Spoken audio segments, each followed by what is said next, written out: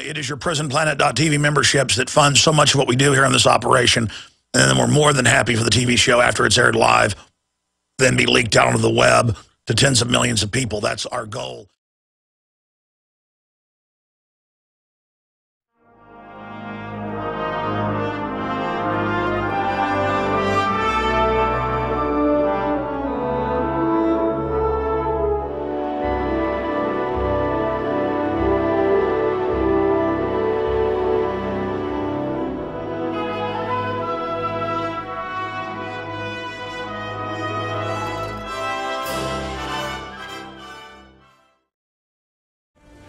Here for Infowars.com. Obviously, I'm outraged just about the use of executive orders themselves. It's very abusive of constitutional powers. The fact that he has bragged through his aides to the media in Reuters that he's going to act without Congress. It's even more outrageous that he staged this press conference exploiting children, bringing them on stage with him. The same Obama who fake cried over the Sandy Hook shooting. The same Obama who released the White House photo showing him looking distraught. The same Obama who lied about the entire bin Laden account, a staged photo of the Situation Room, supposedly watching the raid. The same Obama administration lying about Benghazi. But worse than that is the actual actions taken in those executive orders. And Obama's not even done with 23 of them. He's still going to ask Congress to reinstate the assault weapons ban and do even more.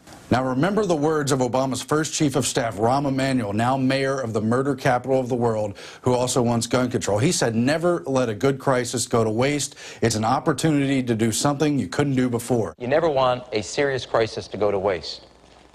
And what I mean by that, it's an opportunity to do things that you think you could not do before. Now, it's on record the Obama administration's been pursuing gun control all along. I did a top 10 list of the actions of his previous administration. Also, Senator Feinstein was amassing legislation to reinstitute the assault weapons ban at the time of the election, and they were waiting to use the appropriate crisis that became Sandy Hook. So let's just remember they always wanted to exploit a good crisis, and that's what we've seen now. With that in mind, at least 2 of Obama's executive orders on gun control institute a brainwashing mentality. Remember that Eric Holder, Attorney General, said in 1995 he wants to brainwash the American public on guns the way they did with cigarettes. And just really brainwash people into thinking about guns in a vastly different way. And here inside those 23 executive orders are 2 political campaign propaganda points. One, to launch a national safe and responsible gun ownership campaign, and another to have a national dialogue on mental health with Kathleen Sebelius, the head of Health and Human Services,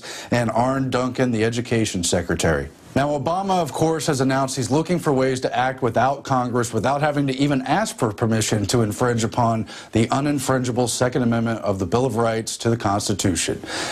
With that said, look at how he's exploited health care in his executive orders. Here it is in the Weekly Standard. Obama asked doctors to help deal with guns. And he reminds them in several different executive orders, as many as 7 executive orders could be put in this category, where he reminds doctors that they're able to report on suspicious activity. They're able to ask their patients if they own guns and if they have guns in their homes. They're able to flag people for threats against, for violent threats, report them to authorities. And what they're doing is building a mental health database flagging people for potentially unstable behavior. Obviously, we don't want crazed people going out in society and shooting up crowds of people. At the same time, we want to maintain due process, and we don't want to create a snitch culture where the entire Obamacare apparatus is used to spy upon Americans, which is all dangerous for the sake that we've seen what they do with the terror watch list. Once you get on it, it doesn't matter if you've ever done anything wrong. It's very difficult, if not impossible, to get off that list.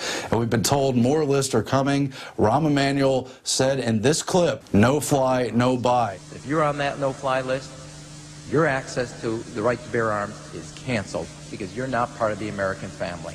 He was at the Brady Center and said his #1 priority was to get people on a no-buy gun list, that you lose that right. That was under the context of terrorism, but it's going to apply to mental health as well. And we've seen Chuck Schumer in the Senate and others already trying to introduce that legislation. Ladies and gentlemen, it is Thursday, the 17th day of January 2013. We're going to go to break and come back. This is a full mobilization by the federal government under foreign control to absolutely go hysterical and attack the Second Amendment at every level, including extrajudicially. Mayors everywhere, this has just went up at Infowars.com, are announcing that they're going to lean like the mafia on gun dealers, gun manufacturers, you name it. We'll be right back. Stay with us. We are go. We are launch. It is the 17th day of January 2013. And while we're busy watching the globalists go after our guns, they are stealing $85 billion of taxpayer money a month and giving it to the 6 private mega crime syndicate banks who are offshore and tax-free. $85 billion a month for derivatives. Frauds they created. Hey, instead of going to jail, you just get the taxpayer money and get to run everything. Same thing in Europe. And ladies and gentlemen, we've got some incredibly serious news to report here for you. What we're facing is mafia tactics. And I wrote an article this morning with Paul Joseph Watson that just went up at Infowars.com that goes over all of this. Philadelphia mayor declares economic warfare on gun retailers. But it isn't just this mayor. There's a bunch of other mayors, and there's people like Chucky Schumer and people like Rahm Emanuel and Dianne Feinstein and Michael Moore and Nancy Pelosi and Joe Biden, who've all been calling for what Bloomberg's done, suing gun manufacturers, suing gun dealers, suing gun shops. Now they're just saying we're going to pull city investment funds out of any companies, and we're going to harass gun shops, and we're going to do all this. I mean, it's mafia. If you don't go along with us, it's called good old-fashioned muscle.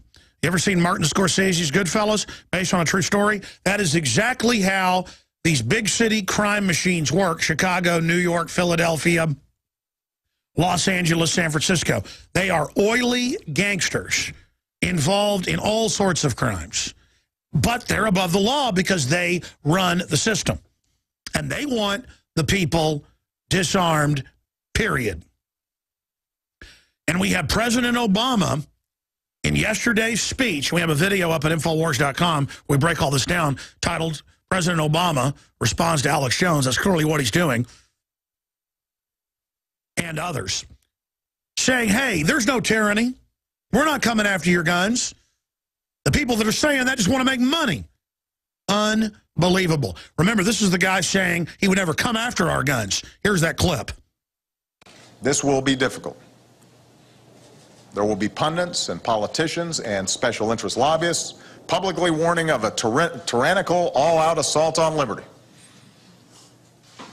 Not because that's true, but because they want to gin up fear or higher ratings or revenue for themselves. And behind the scenes, they'll do everything they can to block any common sense reform and make sure nothing changes whatsoever. You're a liar. That's it. The only way we will be able to... The only way is for the, quote, supporters, conservatives, to stand up and do the right thing. And I'll get it done for you because you asked for it, little kids. High five. The most exploitive garbage I've ever seen. Totally transparent. Don't let a good crisis go to waste. Now, we now have the 23 executive orders, and it is an unbelievable nightmare. Natural News does an analysis. Aaron Dykes does an analysis. It's all up at Infowars.com and our auxiliary site, if you can't get to Infowars.com, prisonplanet.com. And we've got a clip of this mayor we're going to play in a moment, but they're saying, listen, we're going to shut down your businesses one way or another unless you do gun buybacks every year and a half, 2 years, which they've always done gun buybacks in the news worldwide before they then register, before they confiscate. I mean, they've taken guns worldwide. They've taken guns everywhere these big city crime bosses run things. So we know their goal. I mean, they've introduced bills to do it before. They've said our goal is civilian abolition of firearms ownership. That's the UN Unidיר Treaty. And those of us that are informed and actually read and know how the world works, we're going, hey, lemmings, wake up. They're coming with the guns. Shut up, conspiracy theorist. The government told me it's reasonable for the kids. And we're like, hey, mobsters, we know you want our guns. That's right, Mac, and we're going to get them. That's what's so frustrating about this is they still play this game. We just want some reasonable stuff. And then, just like the Obama health care plan, a bunch of these executive orders and the bills they've now introduced are nebulous. It's like, yeah, it's up to the ATF's discretion. You come in and register them, and we may do a forced buyback. No big deal, though. I mean, it says in Feinstein's bill, that's the chief one that they're trying to pass. We've read it on air, written articles about it. It's been national news. It says, just as a footnote, and we may do a forced buyback, too. Never mind about that. But this gives us that power. We're like, hey, this bill has death panels, says it'll double the premiums and will bankrupt everything. It's a takeover health care plan. Shut up, conspiracy theorist. Doesn't say that. Yeah, here's a subsection right here. No, it doesn't. They pass it. Well, of course there's death panels. Of course we're going to double your premiums. I promise no payroll tax will go up. No other capital gains tax. Nothing will go up on anybody making under $250,000 a year. Capital gains tax for everybody went up. There's a total investment tax, almost 4% on top of everything else. That's on after-earned money. Unbelievable. Totally unconstitutional. Payroll tax, 3.8 on average. I keep going here if you want me to. Everybody knows you're getting your paychecks now. I mean, people are real mad. In the last 3 days, most people get paid every 2 weeks. You got your first 2 weeks. Most people got their first 2 weeks. Some of them are going to be getting them today. Oh, people are mad. I'm already seeing it. People, the tweets are going out. People got their check this morning, and they're like, what is this? What is this? Oh, and everybody, all the major chains, all the big stores are announcing nobody gets 40 hours anymore except the manager. Everybody else gets 25 because Obamacare kicks in above, 29 hours. And that way, if you get a couple hours overtime, it doesn't go over 29. Boom. And people are like, what's going on? What happened? But see, they're going to say unemployment's going to go down because they'll count each new job as new people. This is how the mafia operates. So the average person's going to get 2 or 3 jobs now. They're going to go, look, there's more people getting hired. They'll just cook that number. Real unemployment's above 20%. Every major economist has said that for 4 years. They say, hey, you know what? Unemployment's down at 8 something. It's all about, these are gangsters. It's just like in Goodfellas, where the mobsters are in the bar beating people up, not paying their $5,000 tabs for parties. The owner says something, so the one out-of-control gangster beats him up. This is based on a true story. Why it's such a good gangster movie, because they were all convicted of this in court when one of the major crime families got brought down. In fact, I read the book back at the time when it came out, like in 1990. I was so impressed by Scorsese's movie. I think it's his best movie. But the point is that they go to the head gangster and go, well, just take over my business so he won't keep robbing me. So he goes, okay. And then they take everything. And they leverage out the business with all this debt that they put on him and then take everything he's got on top of it. I mean, they're gangsters. Joe Biden, Barack Obama, all these guys, if you watch how they act, their histories, what they do, the deaths around them, they're good fellas. And they're going, oh, look, we got the kid right here, a nice little kid. Hey, little Sammy, I'm going to take the guns for you, kid. All right, go around the back there. Got some free dresses for you.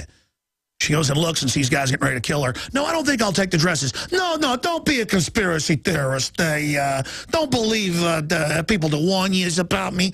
You want to get in business with me. I'm going to take good care of you. I mean, and then, look, I'm up here. Nobody else has got the nerve going, listen, criminal gangsters, I know you're a tyrant. You're a scum. And Obama is responding. The Washington Times goes, I hate to quote, the conspiracy nutball Alex Jones, but this is tyranny. I got an article. I mean, even the Washington Times can't come out and call this tyranny when it's staring at you in your face. People are like, I don't know if these are good fellas. I don't know. They might not. Really, you don't know? You don't know? These are good fellas with nuclear weapons. These are good fellas with the big red wine. These are good fellas that control our military, the drones, everything. And only a full understanding they're pure criminals will stop them. And by the way, that's already happened. Congress has a 9% approval rating. Obama needs this gun thing as a fight where he can restrict guns while making us, he's on the offense. See, he's been on the defense. He's gone on offense now, where we got to go defend the Second Amendment while they loot $85 billion a month, just one of the dozens of ways they're robbing us, while they pass more regulations and shut us down, while they ship more jobs taxpayer paid for overseas. While the total meltdown happens, while the federal regulations, home inspectors roll out, power plants being shut down, massive layoffs, they're going to push for total amnesty. Republicans are saying they're going to go for it because they're bought and paid for by the same foreign banks, the real mafia dons. Obama and people are just regional capos. That's all they are. They're capos. You take the mafia analogy, that is not an analogy. That's what they are. The command structure, National Security Council, all of it. They just happen to be a mafia of perverts and scum and pedophiles. I mean, they're just the worst of the worst of the worst. The globalists don't let you in unless you are nasty. Little parties with kids, women. There's always coming out devil worship ceremonies, you know, with Dominique Strauss-Kahn and a bunch of hookers and a bunch of world leaders. That's nothing. That's like, okay, you go and have orgies with hookers with 200 people. We might trust you. Okay, you rape a kid, we'll start to trust you. Now, shoot that kid in the head. It's like all gangs, they have initiations. Go knock that old lady in the head, you're a made member of the Crips. We've got a group of vicious criminals running this country. And I've got the nerve to tell them they're criminals because I'm not going to be their slave. They knew Texas would stand up to them. They've profiled America. They've tried to take over Texas before. They know it ain't going to happen. I'm going to be honest with you. The whole radio crew, we just spontaneously locked hands and prayed to God for guidance and protection in these times. The globalists have dug our grave. They've dug America's grave. They want us to be an example of a nanny state tyranny worldwide, not a beacon of freedom. And they will wrap themselves around those little children. They will use them as their front to sell evil. And those of us that have discernment are completely freaked out by what's happening. It is not fun to have to face down these gangsters, but it's what has to be done. No king but King Jesus. We are not going to bow down to these tyrants. These are horrible people that know the vaccines are killing people. Obama says we haven't given any solutions to the killing, which they probably conducted. The evidence is pretty damning, especially in Colorado. We know they staged other mass shootings, Operation Gladio in Europe. We know they staged Fast and Furious that killed thousands. So they're prime suspects. But they know full well every one of the real mass shooters was through cultural copycatting, where they put mass shootings in all these movies. The last Tom Cruise movie had one in it, came out right on time. The media hypes it constantly. They do these drills everywhere in every town and city, getting it into everybody's mind, where when there are unstable people on serotonin reuptake inhibitors that the insert says makes you engage in homicidal mass murder activity. I mean, we've shown you the inserts. They all say the same thing. Paxil, Luvox, Prozac. I mean, I don't want to get into any names, but I've had friends who, you know, had a divorce or whatever, and they said, okay, you're having trouble doing whatever, you know, we're going to put you on Xanax. And they just turn into complete zombies. I've known people put on Luvox and stuff who just are totally screwed up. And, you know, I knew instantly a few months ago, we hadn't had a cop killed in years, thank God, here in Austin, that a guy for no reason just walked up and shot a cop in a Walmart. They said the guy was walking around like a zombie with a gun and in the first reports and just shot a cop who responded in cold blood. And it turned out he was on a bunch of Xanax. I mean, this is a no-brainer. And then Obama gets up there on television and says, hey, it's these gun owners. They're the problem. It's these gun manufacturers, these gun sellers, and we're going to lean on them until they shut down or stop selling semi-autos. And then I'm watching CNN right before the show starts. We have it on to monitor enemy transmissions. Earlier, I got another police chief on there going, we need to ban all the handguns. Not just, they're coming for everything. And they're going to use the full weight of Homeland Security, now admitted. I had their manuals years ago. People are like, how did you know, Alex, that they were going to use Homeland Security as an anti-gun agency? Because they've been training for it. They're just unveiling it now. It's like in the old days, in World War I, World War II, they'd show a big ship being built. It'd be behind these big curtains in a giant dock, in a giant dry dock, and they'd pull back the curtain with the press, with the film cameras rolling, and then they'd cut these big ropes, and then all of a sudden it would, or they'd have explosives detonate, and these big rocks would fall down, and the big ship would slide into the water. I mean, they just pulled back. I mean, look, there's a big ship behind there. I've been behind there. They've done it over and over again. Their blueprint. They're coming for our guns. Uh-oh, here we go. Boom, pull back the curtain. The ship's now gone on the water. It's on. And Paul Watson is such a prodigious writer. Mayor predicts Waco-style standoff in response to Obama gun confiscation. It's not going to end well. And that's the Gloversville Mayor Dayton King. Oh, yeah, and they're going to call us terrorists. They've been telling police, we're going to get the guns. When they fight back, they're terrorists. And you go to the urban warfare drills. I've been to countless ones. This is a long-term project of the globalists. Getting units of police and military ready. Most of them have been compartmentalized, aren't part of it. You've seen the footage in my police state films with guys that look like my farming relatives. John Deere hats, overalls. They'll even have kids with them in the drills. And they kill them. They practice killing farming people, okay? And I mean, I'm no rocket scientist, but when the Army and the Marine Corps have been training for at least 15 years that I know to take on Hank Williams Jr., because we can skin a buck, we can run a trot line. We live back in the woods, you see, with the woman, the kid, and the dogs and me. We say grace. We say amen. And, you know, if you don't like it, well, you know, we're not going to go along with it. You can't starve us out, and you can't make us run. And that's the target of a foreign banking takeover. They're in New York, Chicago, places. They see all the yuppies, all the soft, scared people. They're like, good, we got control of this. But they see Americans going, we know you're criminals. We know you're globalists. They're telling the cops, there's no New World Order. Nobody's coming for the guns. There's no Federal Reserve. Now, there is a Federal Reserve. We are run by foreign banks. We are in a world government. And those that don't accept it are terrorists. And they got all these TV shows where the founding fathers are terrorists on television. We got the sheriff coming up in Kentucky standing up to this. Well, a few days ago, it was very touching to our viewers and listeners. We played some clips of a county meeting that Sheriff of Jackson County, Denny Peyman, was at. He was at the public meeting, and he said, look, I would be ashamed if our founders were here who fought so hard and gave so much up so that we would have the birthright of the Second Amendment. I would be ashamed that we're even discussing this.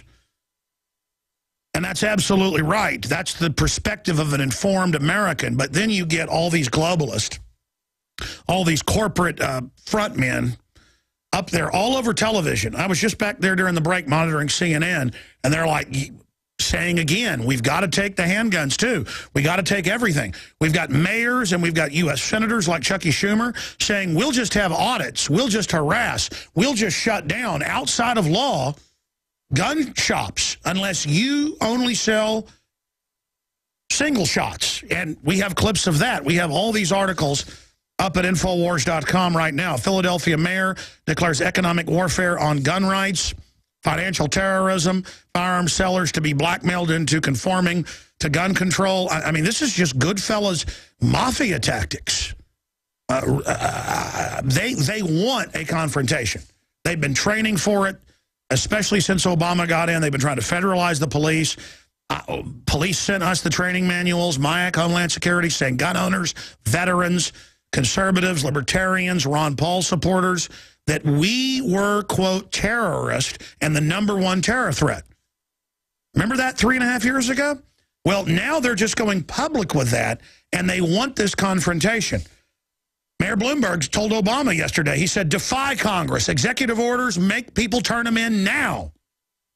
And then here is another key report before we go to the sheriff. This is also up at Infowars.com. Mayor predicts Waco-style standoff in response to Obama gun confiscation. Expressing his opinion to the New York SAFE Act, Gloversville Mayor Dayton King has sensationally warned that any federal gun confiscation program could lead to Waco-style standoff in rural areas of America. And we're going to be going over that, and I want to get that mayor on ASAP. The point is, there are so many old veterans I know, especially, who understand tyranny, and they are not giving up their birthright. And again, most police chiefs and people are constitutionalists. They're good men and women. But a lot of them, the state police and others, were going to follow orders, and it is going to cause a civil war. I had Ron Paul on last week, outgoing congressman. He said, yeah, it's the line in the sand. He said, undoubtedly, he knows they're going to start raising taxes and things, too. There's going to be tax rebellions. And he said when they come for the guns, it's going to kick off a war. And they're going to call us terrorists, okay? Now, me, I'm not here saying I'm offensively going to do anything. I'm a radio talk show host. I'm not trying to be macho. I don't want a war, but I'm telling you something. They're going to start it, and we're going to finish it. That's where this is going. And I want to take you now to Jackson County Sheriff Denny Peyman. He was the first sheriff. Now it is dozens of them. Rand Paul vows to torpedo Obama executive orders. So we're going to fight peacefully. They know we're going to beat them peacefully. That's why they're trying to say we're just going to go shut things down if we feel like it. Lawlessly. I mean, this government is crazy. These so-called liberals are a bunch of authoritarian freaks. I've studied history. They did this in Russia and Germany, and the Germans did this to the Jews in their businesses. Just outside of law, started harassing them. And folks, I mean, this is not going to go well. Many more sheriffs vow not to enforce federal gun laws. Oregon law enforcers lead national fight against Obama gun grab. We've got Texas sheriffs doing it. We've got congressmen from Texas saying they're going to start impeachment. I had Toth on yesterday, the state rep. And the legislature's racing. He's talking to the attorney general. They're going to pass laws saying you can't do that in Texas. And that's constitutional. So I'm going to move now to Jackson County Sheriff Denny Peyman. I wanted to give him that briefing. I know he's probably aware of all this, and talk to him because he's the first to go public. And, sir, why were you the first to stand up from the great state of Kentucky and all 50 states and say that you're not going to be involved in gun confiscation? Because it dealt with my county. It dealt with the people that I have swore to protect. It was, you know, it's when I first got word of it, a friend of mine came in and showed me what Obama would say and what he had said. And he said, man, what would you say to that? And I said, we're not going to do it. He said, would you say that public? And I said, yeah. I said, I believe that. We're going to stand by that. I'm not going to disarm my people because they need these guns for protection, because it is their Second Amendment right to have guns. And I'm not going to have, you know, the government come in and tell us, no, you're not. And so that's where it started. Can you elaborate, because it's very touching. It sounds like you're about to break down, but you controlled yourself. When you talked about the Founding Fathers, it sounds like you know about that history a little bit. Can you repeat what you said to your constituents? Yes, I stood there, yes, and this is an emotional topic for me because of the price that other people paid that we take for granted to flippantly talk about these issues when it's something that really doesn't even deserve to be talked about. It should already be taken care of. And it's something that we were in this meeting, and I said that I was embarrassed to have to be at a meeting like that. And I was ashamed if our forefathers were to be able to see and to hear what we were talking about and what the government is doing now. You know, how would they feel knowing what the price that they paid that we could have this freedom, and how we were just letting the government, which they designed the Constitution for us. They designed the Second Amendment for us to protect us. And we sit back and just let them you know, push back and mold that however they want. That's like taking the Bible, and let's just say either you believe it or you don't, but let's say you take it and you mold it to suit you, and that's usually what people do. That's the same thing they're doing with the Constitution. They're just going to mold that, they're going to tweak that, they're going to use it other than what it was meant for, to suit their purposes, their desires, to the direction that they want it to go. I know you've seen the FBI crime statistics that are gathered from local communities, some of the most accurate government statistics out there. 21% violent crime reduction the last 16 years. Most of that dropped since 2007. And then I saw the number at FBI.gov of, in the last 20 years, a 49% drop in crimes using firearms. Anybody can go look these numbers up. And what's amazing is that the mainstream media will not talk about that, and they don't want the big secret that as gun ownership has skyrocketed, violent crime has gone down because criminals are scared to death to home invade or carjack now, except in areas run by these big city mayors where they've taken the guns. exactly right. And that's what I've told people, and that's what, as we talk here, I mean, we live in a rural area, and sometimes it's 30, 45 minutes before I can respond to somebody on our north end of our county. But they're calling me, and they're talking on a cell phone, and, how can I disarm somebody when I tell them I'm 30 minutes away, and there's two guys kicking their front door 2 o'clock in the morning, they just woke out of a sleep, and they're depending on me to get there while these guys are coming into their house. I would much rather them have a handgun, a weapon of some kind, not necessarily a handgun. It could be an AK-47. I really don't care, as long as they can protect what's theirs and protect themselves. And, well, what's happening right now is, all they've done is just paint this a different color. All they've done is to crack the door a little bit to see what they can push through later. They've crammed these apples down our throat. Now they won't go, so now they're going to paint them. They're going to put something else on them, some caramel, and try to cram them again. And that's what the people, I can only speak for the people in my county and the people I'm responsible for. Half our county or better packs guns daily. We don't have shootings and stuff here. We had a shooting here not long ago where a guy was stealing a guy's stuff and he shot him. We've had other people that were shot, but we don't have guys go kicking doors on people they know are armed. Well, that's right. In fact, where I live in Austin, the only place that you see people getting robbed is mainly the illegal immigrant communities, because folks know they're likely to not have guns, and so the criminals feed on them. I mean, home invasions, I've seen the national crime maps. I know you've seen them. It's almost non-existent carjackings, home invasions. People don't walk up in Texas, in most areas, try to rob somebody in a shopping market parking lot, because most folks are packing a gun in their purse, even if it's a woman. And then I read about Chicago and New York. Chicago, 530-something deaths last year of citizens being fed on, and they have a total gun ban for the citizens in the city, and wonder why every criminal in the country goes there, because it's their happy hunting ground. Yeah, it's free food there, It's a free lunch. And that's like here or anywhere else, just like in the shooting inside the theater. What if everybody was armed in there? Do you think the guy would have come in? No. And if he would have come in, how many would he have got? I'm pushing here to arm our teachers, because if I'm sitting at the bottom of the hill, which from our high school, and they call me and say, Denny, he's coming in the room. I've got 30 seconds to get up there, get in the room. He's already killed 30 students. But if I have a teacher up there, he walks through the door, he can take him out as he walks through the door. How many people are going to be doing school shootings? They're not, because there's no glory in just getting shot walking in. What they glory in is how many they left dead. Well, we need to profile these people. I've done a study of it, and I know police have as well. Almost every shooter, Harris, Klebold, the Batman guy was into the occult, the guy that killed his mom with a hammer and then got the illegal AR-15 because he was a felon. Why was he out of jail? He was a devil worshiper. Lanza was reportedly a Satanist. That's mainstream news. They are goth. I'm not saying all goths are bad. The point is they are goth, Satanist, into shoot-'em-up video games, who are in the psychiatric system on psychotropic drugs in almost every case. I mean, the drug insert, Sheriff, says it can make you do this. Why didn't Obama mention not putting unstable people on Prozac? Exactly. They don't want it. Just like if there is a shooting, just like the shooting in West Virginia that was big, was blown up. They don't talk about the shooting where a guy came on and only shot 2 people, and then they go back and check these guys as to why they were doing it in the first place, and found out that they were raised in these video games that desensitize them to that. So when they're in that shooting mode, they're just playing another game.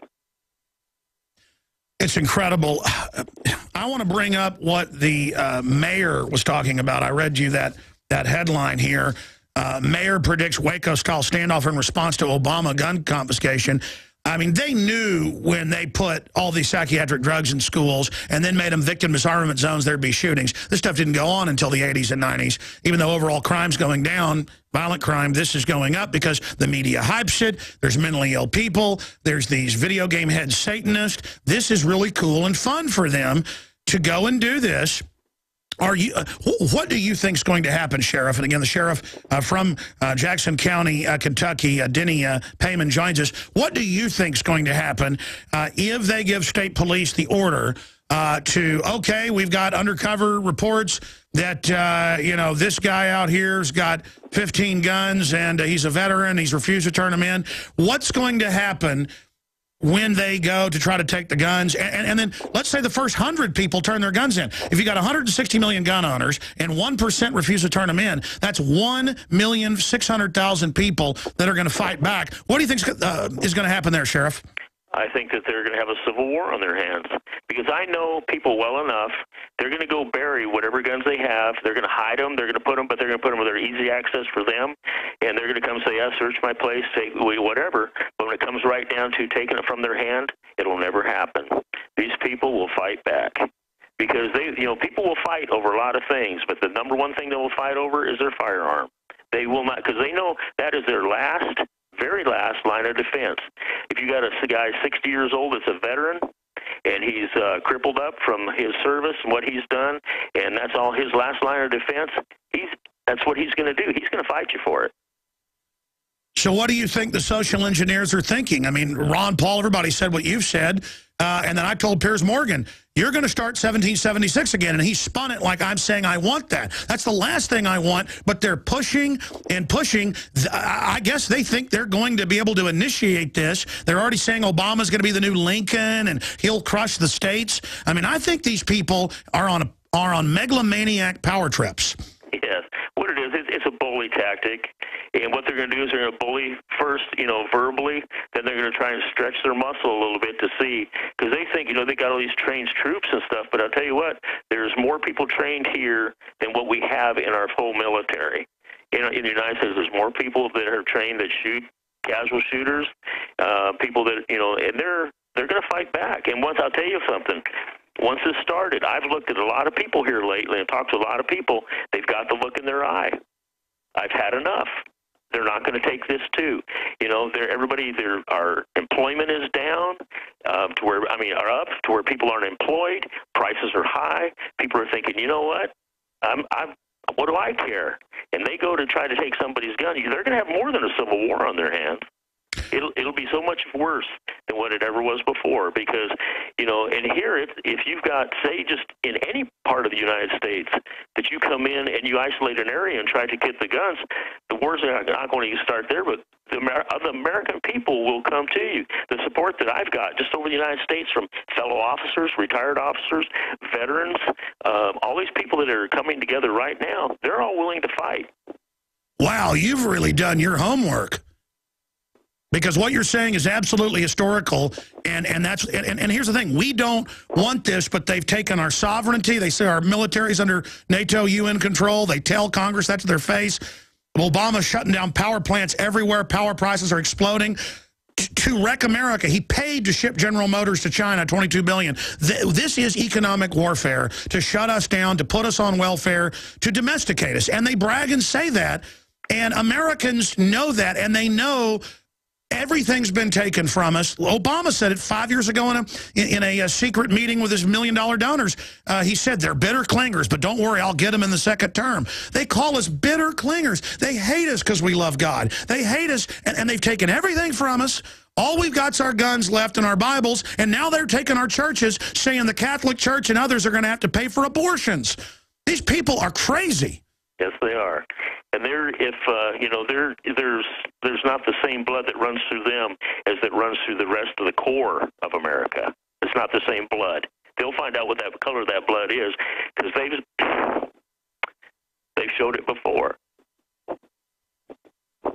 That's right. So, again, Sheriff, it sounds like you've really done a lot of historical research. I think of all the police I've interviewed, except for maybe former Sheriff Richard Mack, you are the most informed about history, because everything you're saying is exactly how it's going to go down. And is there any way to stop it? No, even, biblically and looking into, a lot of stuff is going to come to pass, but even the stuff that came to pass, they didn't lay down. And does it mean come to pass? Does that mean in our generation or the next year? We're only responsible to take care of ourselves and the next generation. It's the next generation's responsibility to take it there. Everybody's talking about, these different things, the end times and all that kind of stuff. I mean, it could have been end times in the 60s, but people fought back. It could have been in the 70s or 80s, but now we're in 2000. Only God knows the exact time that, he will return. Wow.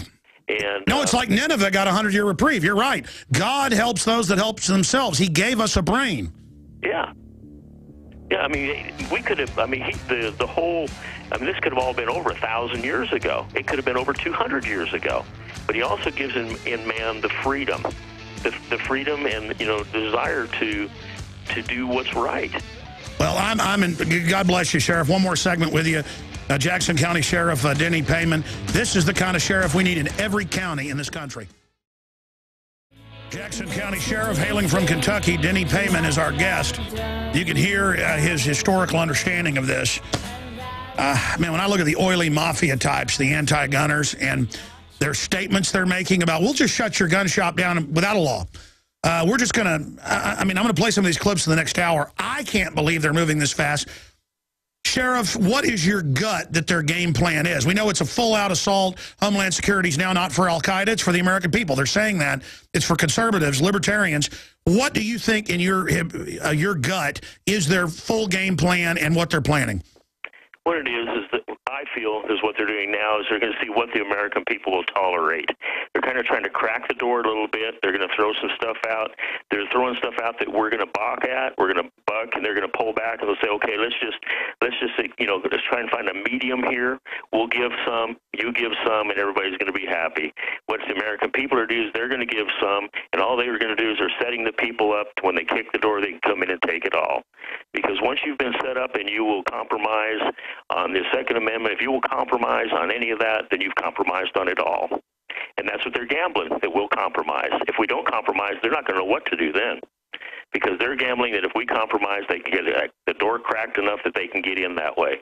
But if we don't let them get in or let them get started, they're not going to know what to do next. They also run the risk of being too over the top. I mean, I've got clips coming up. I'm sure you're seeing this as well. I know you're busy, but they're on CNBC, CNN, MSNBC saying, quote, our presidents beat Hitler, they can beat the gun owners. That's a Bob Schaefer quote, CBS. No, my grandfathers beat Hitler, not presidents, and certainly not Obama. And they're saying it's like South Africa. That's, you know, embargoing the racist, and gun owners are Klan members. I mean, it's so over the top to say gun owners killed those kids. They're trying to put the guilt on us. I say we get on the offensive and point out they're the ones that made schools victim disarmament zones, because if we don't get on the offensive, we're going to lose it. Well, what I'm finding in these little like Tea Party groups, liberal groups, you know, patriot groups, what I'm finding is I used to see back in the 70s, 60s, 70s, they're more of the redneck, they're more of the working man, you know what I'm saying? That kind of where it was kind of, they kind of stereotype all these gun owners are all hillbillies, you know? Country boys. What I'm seeing now is I'm seeing judges, I'm seeing legislators, I'm seeing educated people. The thing has changed dramatically. You know, you still see a blend of people, but it's an upper. I mean, you're talking people that are in places of power and control that can help and can do something. You just said it. We've got Congress people, we've got judges, we've got police chiefs, sheriffs. It's a leadership core, just like leading up to 1775. And the establishment better understand that. There's going to be organized at governmental level resistance to this. Yes. But what they're not, you know, if they're, you know, they're betting that at that level it's going to be taken care of, but it's not. It's still going to take a cross of every American that packs a gun, you know? And just like for the people that don't pack a gun, when this all comes down, they better be standing close to somebody who does, because they're going to need protection too. Well, look at the economy, the derivatives. We're totally bankrupt by design. The 50 million people on food stamps. All these big cities run by these crime bosses are collapsing. And then when everybody runs to the rural areas, I mean, we're not turning our guns in so we can be gang raped. Right. Exactly. I'm, you know, for, you know, and just like they're talking about the assault weapons and stuff, I've got one. I've had one. I've had them for years, and I'm going to continue to keep them. Why? No, I don't go out and play with them. It's probably been 2 years since I've even fired some of them. But, you know, I keep them. Why do I keep them? I keep them for my protection. And that's what other people are keeping theirs for protection. You don't turn in your protection. If you've got 50 people rushing your farmhouse or planning to loot you, you need an AR-15. Do 5 more minutes with us, if you can. If anybody asks out there why the Republicans' leadership are going along with open borders, gun control, all this stuff, it's because most of the big guys are involved in insider trading, and that's come out, and it's all illegal. So they passed a law making it legal, which you can't really do, saying it's a law making it illegal, but they just go get a ethics board to say it's okay. I mean, it is incredible. The Democrats are the kings of this, but they are a bunch of gangsters. I've studied them. We've put the evidence on here on air. And, you know, criminals don't want people armed. You know, good people want good people armed because good people know criminals are going to have weapons regardless. Might as well have the good guys with the guns, like the NRA has said. We have the amazing sheriff of Jackson County, Kentucky, Denny Peyman. If you want to find out more about him, jacksoncountykentucky.us and go to the sheriff's department. But, sir, you were telling me, we only got 4 minutes left, about the support you're getting. Talk about that, and then talk about some of the real solutions, because Obama said pro-gun people have given no solutions, which is a lie. We've given the only solution that's going to work. Because what it is everybody, all down through history, they figure out a way to, you know, from bullying to attacks to whatever, to take what they want. And here's what's been happening here for so long. But what Americans have forgotten is how to fight back. We need to teach our teachers how to fight. We need to teach some of our older students how to fight. Somebody comes in your classroom, you know, everybody's taught now to run cover in the corner. It saves half the ammunition. Sometimes you can kill 2 or 3 with one shot. You know, if they were to spread out and to fan out and taught to attack, how many people would come into a classroom? They would only make it through the one classroom. We're going to lose students anyway. But the nanny state does not ever want, they don't even let you play dodgeball or tag. They might as well have them line up back to back so one bullet could shoot through 3 people. Maybe that should be what Obama proposes. Well, that's kind of making the way it sounds. But, you know, right now there's 18 states that have passed that they're arming their teachers. People are starting to figure out, you know what, I can't stand here anymore. I need to fight back for myself and for the people I'm responsible for. And that's what we're pushing here, is to arm teachers to be able to protect our students. You know, they talk about putting officers in the schools. The government has offered that through different grants and stuff. They can't afford that. They don't have the money. States can't afford that. Our county can't afford that. But I'll guarantee you, like crosswalkers, if you ask retired police to volunteer, say, a week out of each month, you could get 5 or 6, 7 guys per county. They'd all be able to do that as well. But I agree, arming the teachers is the way to go. And that's got to make the gun grabbers mad. That how many states would you say are moving to do that right now? 18. Wow, that's exciting. So it's catching on quick. They've advanced, and we know we're actually playing catch up at this point, because, you know, he has moved in his direction. Now we're having to basically counteract everything. We should have not ever had to counteract. We should have already been there. My dad went to a rural school, but it was big, and he would drive in 15 miles with his mom, who was a teacher, to work. But they would all bring their shotguns and stuff to go shoot at each other's houses and dove hunt and quail hunt or deer hunt. They would all bring their guns to school, and it was a school with over 1,000 people in it. They never had one accident because they were a gun culture. Right. Well, you used to always see a pickup in the 60s and 70s. You used to always see a pickup parked in the parking lot with a gun hanging on a rack so kids could go hunting after school. It wasn't uncommon at all. And they listened to the shootings and stuff then. Well, I tell you, you are the way forward, my friend. 1776 was a 5,000-year leap for freedom. They're saying it's old. They're wanting to go back to ancient tyranny where only government is armed. Jackson County Sheriff Denny Peyman, sir, we salute you for being a true American. I know you're just doing your duty, but in a world of universal deceit, telling the truth is a revolutionary act, and you are a great example to everyone, and I hope that you'll run for Congress or something, because I'll guarantee you we need you to join Rand Paul in the federal government to protect our republic. I appreciate that, sir, and I appreciate the opportunity to be able to visit with you today. I'm saying right now, you're drafted, buddy. I don't know if that's what you want, but Kentucky, this guy's a statesman. You draft him. You send him to Washington to protect the Bill of Rights. Sheriff, we'll talk to you again. God bless you. God bless you, sir. There he goes. All right, we'll be back with Lew Rockwell. Amazing, amazing. All right, ladies and gentlemen, we just concluded the first hour, if you tuned in here, and we had Sheriff Denny Peyman on from Jackson County, and he's got to be the most powerful, just concise, calm speaker from, quote, law enforcement as a peace officer I've ever heard. I mean, it was unbelievable if you listen to it. And he was just very calm, but you could hear it. He said people have got it in their eyes. They're ready. This is going to be a new revolution. and they're going to go and harass gun owners.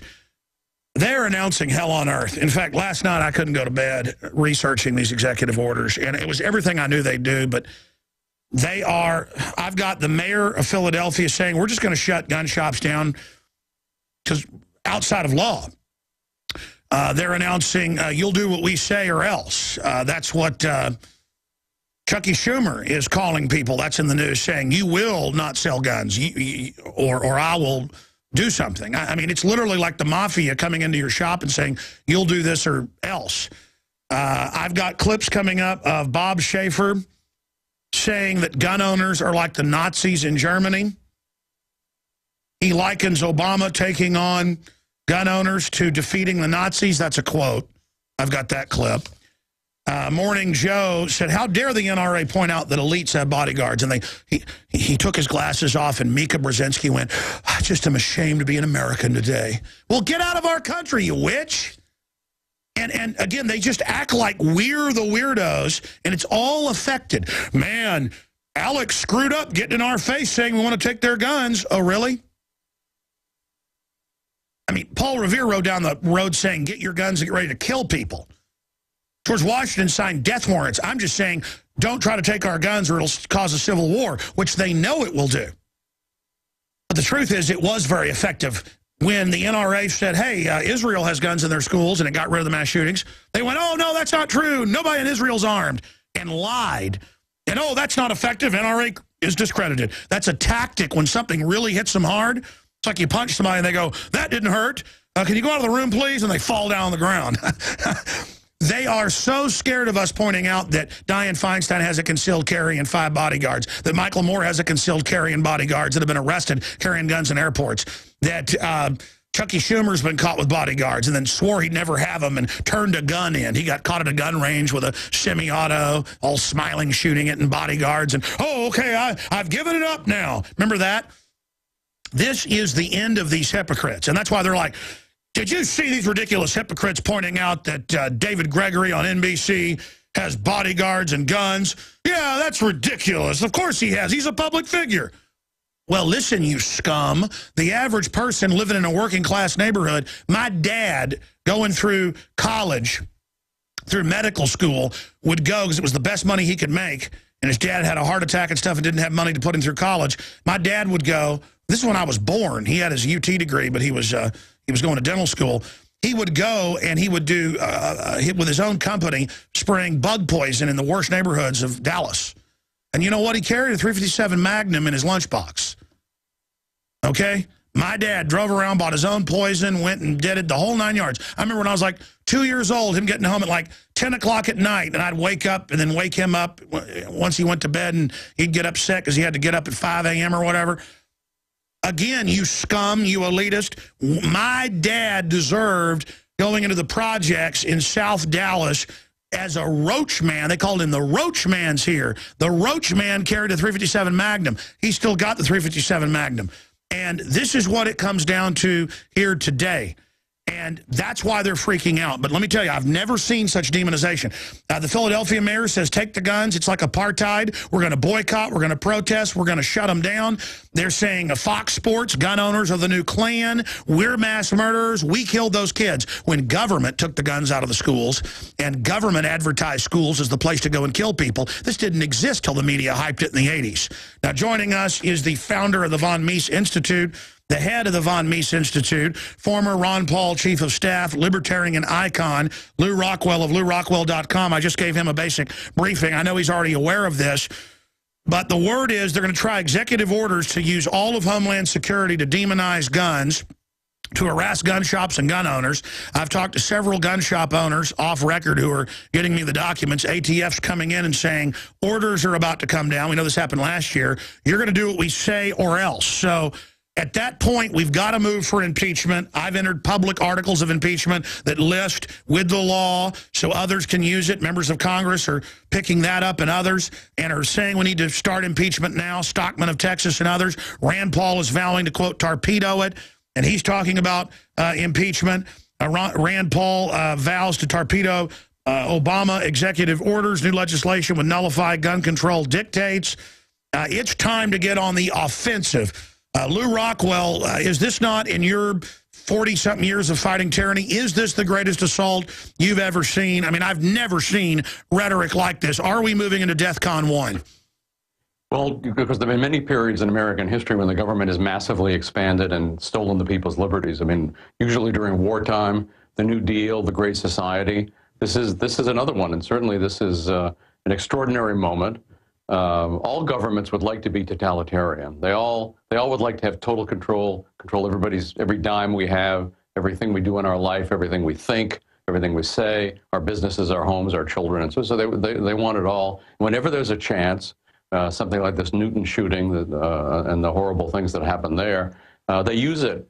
But of course, they don't care about so-called gun violence. After all, Barack Obama is a leader of the world headquarters of gun violence in the history of the world, the U.S. government. I mean, how many people? And he signs, of course, the kill orders, and the U.S. government employs millions of people to shoot other people. I mean, that's their main deal in life. Whether it's in Afghanistan or Iraq or Yemen or Syria or they hope Iran and all these other countries, they're shooting people. And when they talk about what might be encouraging violence, is it video games, is it TV, Hollywood? And I must say I'm not a big fan of some of this stuff, although people should be, free speech does apply. But how about the glorification of war, the glorification of cops, the glorification of soldiers, the glorification of government gun violence? So none of these people are anti-gun or anti-gun violence. They're anti-private people owning guns. And anybody who knows people who own guns, they are not pro-violence. The last thing they want to do in their life is shoot somebody. There are people, of course, who like to shoot people. They work for the government. But private people with guns don't want to have to use them. They only want to have to use them if their back is against the wall, like that homemaker in Georgia the other day, she was backed up into the attic where their two little 9-year-old twins, and then finally shot the guy and got him to run away and avoiding rape. That's right. You notice that in these cases that happen, we hear about every week but never make national news, every day, most days, the woman's on 911. Okay, he's busting down the front door. I'm going in the bathroom. Then they're busting down the bathroom door, and then 911's like, don't shoot him, and then the woman shoots him. The gun owners always try to hold back, but we have guns because we're not going to be victims. No, that's right. It's like the old joke, and it may be actually a true story about a guy who called up 911 and said, I've got prowlers in the yard.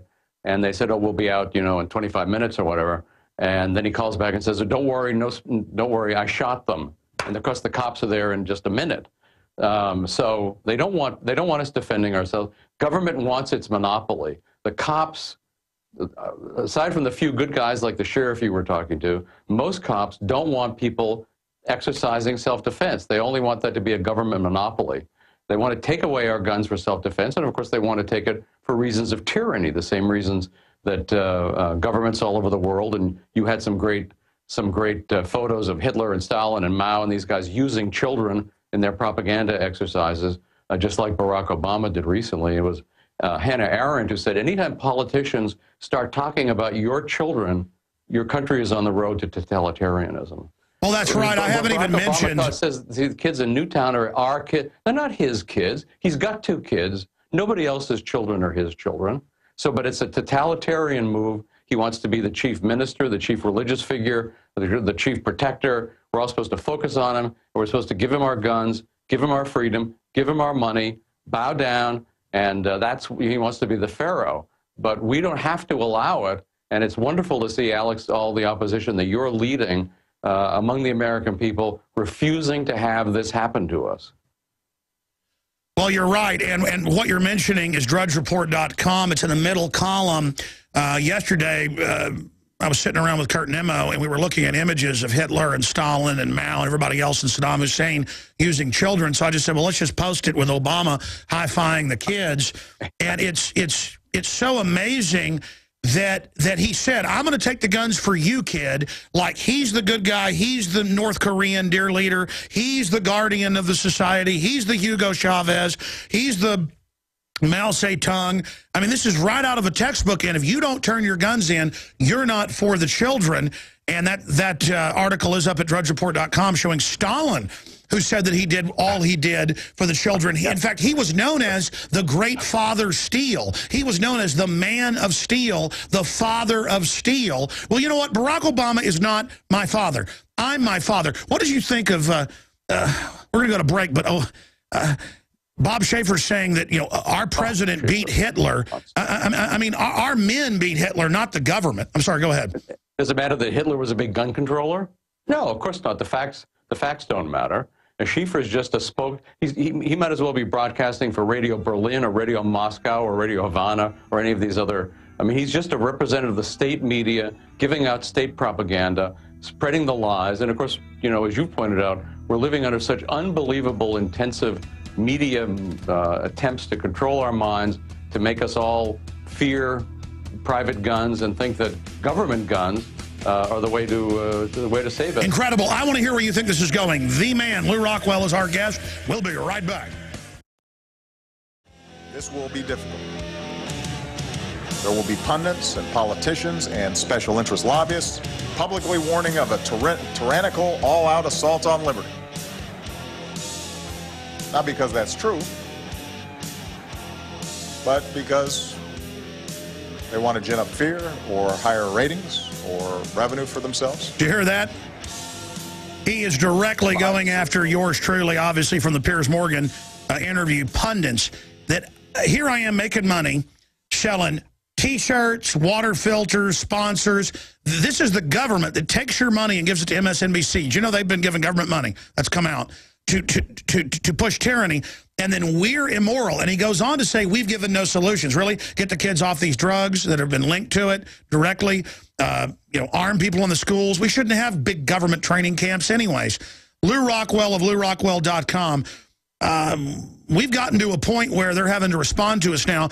I'll put you on the hot seat. I want your real answer. Do you think it was effective to get in Piers Morgan's face and go, look, this isn't about child safety. This is about tyranny and enslavement. Because if it wasn't effective, why then are they responding to it? Well, you know, Alan, you know, Alex, that I think was the biggest ratings that bird has ever had. It was. And we know that his ratings are otherwise in the toilet. And he probably, if he weren't so politically correct and so useful to the regime as a propagandist, he probably would have been sent back to England or some other place long before this, because he doesn't have viewers except when you're on. Absolutely, but I mean, isn't it effective? I mean, you're gentlemanly, but you're also hard-hitting. They always call us kooks no matter what we do. Isn't it effective to go ahead and get aggressive and back in their faces? Sure, you got to speak truth to power, right? And this guy represents the state media. I mean, he's no different from somebody who wrote for Pravda or was on, you know, Moscow state television in the Soviet days. He's nothing but a shill for the regime. He's a professional liar. He's paid to lie for the government. Same with Bob Schieffer, all of these people. So not only should we speak the truth to them, but sure, I'm for dissing them because they don't deserve respect. They're very bad people. They're making vast amounts of money for doing evil. So of course we should speak the truth to them, and we should be frank with them, and we should tell them exactly. I mean, Piers Morgan is a huge fan, for example, of drone warfare. He's a huge fan of all the U.S. government wars and of course, all the wars of the British Empire. He's for torture. He's for all this stuff. So we're supposed to think he's against violence. I mean, this is a guy who's a champion of violence, but he wants the state to be violent, and of course the state is violence. The state is always the headquarters of violence. I mean, how many babies? We talk about the horror in Newtown. How many babies has the U.S. government killed in its career of mass murder? I mean, I remember back when they were going after Iraq, which did nothing to us. Madeleine Albright said 500,000 dead children was worth it. She said that on NBC News famously. And they said, 500,000 dead kids, is that good? She goes, yeah, it's good. See, I mean, 500,000 kids that they were deliberately murdered by the U.S. through its murder sanctions, anti-civilian murder sanctions, and also sanctions against food, against medicine designed to starve and sicken these children. 500,000, I mean, has Saddam Hussein ever done anything that bad? I don't know. My guess is no. I mean, the U.S. is really the murder state. It's the assassination state. It's the drone state. And we're supposed to think that Obama cares about violence. He is violence. Every morning he signs his death orders over his scrambled eggs. This is a guy who likes this kind of thing. Like, by the way, everybody who prospers in government likes killing people or sending other people to be killed. They enjoy this. It empowers them. They feel very good about it. They love guns. And as you say, all the power leaders have, Bloomberg and Obama and I'm sure Piers Morgan, all these people have armed bodyguards. CNN has got a bunch of armed bodyguards all in their studios. How come that's okay, but some little old lady in a bad area can't have a 22? So that's, but they want to disarm us. They want to control us. They want to hurt us. I'm also afraid, by the way, that they want to stimulate armed resistance in the sense that they would love another Waco or two. Waco, as we have to remember, was about gun control. That's what the whole thing was about. Oh, I totally agree. They're trying to start a civil war. How do we respond to that? Well, I think we don't take the bait. So I think we don't respond with violence, and we just state our rights. We buy guns, hold guns, join together with other people who believe in freedom, go to the firing range, make use of them, talk up owning guns, and really spread the word. I think most Americans, despite these little phony polls we're hearing, and never forget that these national polls are designed to tell you what to think, not to tell you what other people think. They're propaganda devices. So when we hear that 189% of the American people, 100% agree with Obama, these are just lies. So this is that's come out. They've had polling people. Agency heads admit they lie. I mean, it's just incredible. It's to create a bandwagon. Like 99% of people want to jump off a cliff. Well, come on, Martha, let's go jump off right now. Lew Rockwell, long segment coming up. I want to ask you what you think is coming in the future and how we counter these people. We're going to pick your brain straight ahead. Go, Johnny. Go, go, go. It's exactly what Lew Rockwell was just saying. We're going to go to some clips with him as well. If you don't know who Lew Rockwell is, he, of course, is an icon in the movement towards libertarianism. You notice most real studies, university studies, people on the street, just what I've seen, around 60% of Americans call themselves a libertarian. They don't like either party, and our movement is gaining steam. I call it constitutionalist, freedom lover, folks that just want to be left alone, people that are into justice. And that's why the power structure is going after us right now, is because when I see liberal women's magazines, because Austin's more, quote, liberal than most cities in Texas, just because some of the Californian folks have come and taken it over. Not against Californians, but, those kind of socialist types that call themselves liberals. They're not really authoritarians. Thomas Jefferson was a liberal. But I want to get Lew Rockwell's historical take on this, because he's seen a lot and really has written about what he believed was coming, and now, unfortunately, it's unfolding. Women's magazines becoming pro-gun just because no one would buy the magazine unless they did it. Women going out and learning how to shoot. Gun ownership proliferating. Gun sales proliferating. People, self-defense classes proliferating. People are really getting into becoming self-sufficient. There is a rebellion against the nanny state, against all this, and people are really getting into it. And so the globalists are all out assault because gun ownership is a beachhead against the nanny state, against victim disarmament. And that cultural area, one of the few areas of liberty really growing, was getting other areas to grow. It was becoming kind of a central part of a wheel with the spokes out from it. And the establishment has said this. And so, I mean, look at the prepper movement. Look at the all the liberals I know aren't liberals now. They've gone out and bought places in the countryside. They're getting self-sufficient.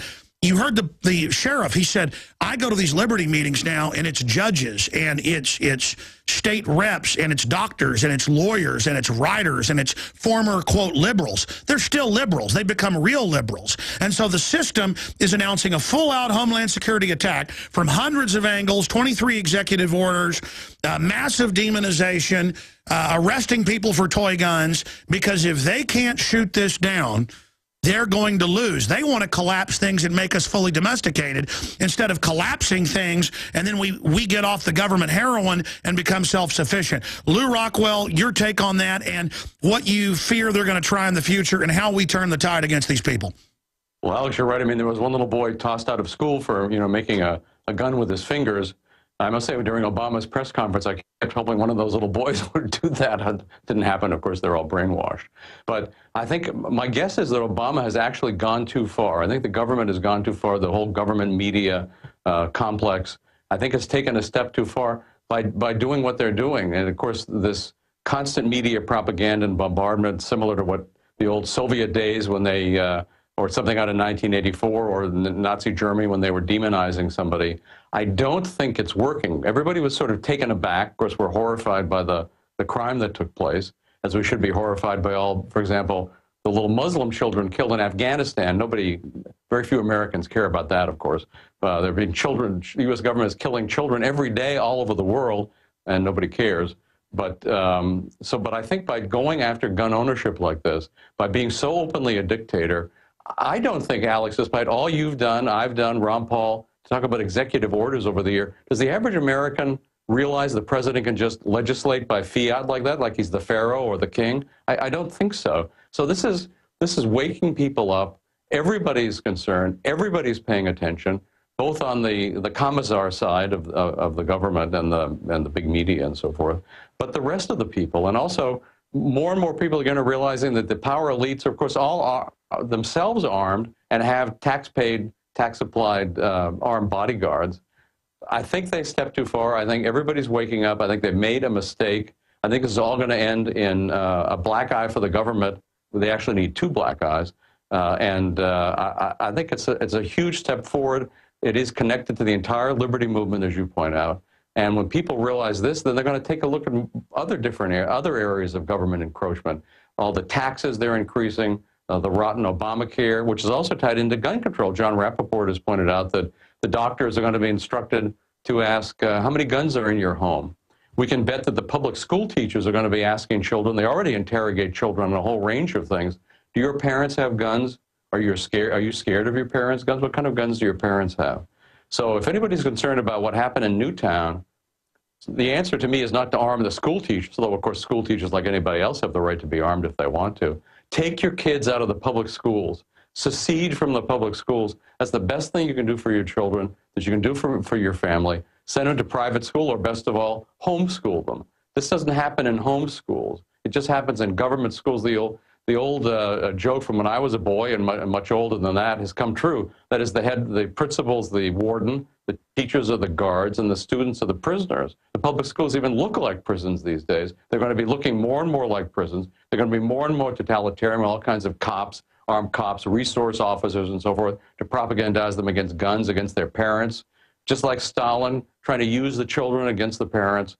Get your children out of the public schools. Don't pretend that you can reform the public schools, because even if your children are physically safe, they're not mentally safe in there, because they're being indoctrinated with lies, with evil, with everything designed to make them never think critically, never think independently, bow down to the government, go off and kill if the government asks you to, give them all your money, let them run your life. If you don't want your children indoctrinated in that kind of rotten stuff, bring them home, teach them yourself.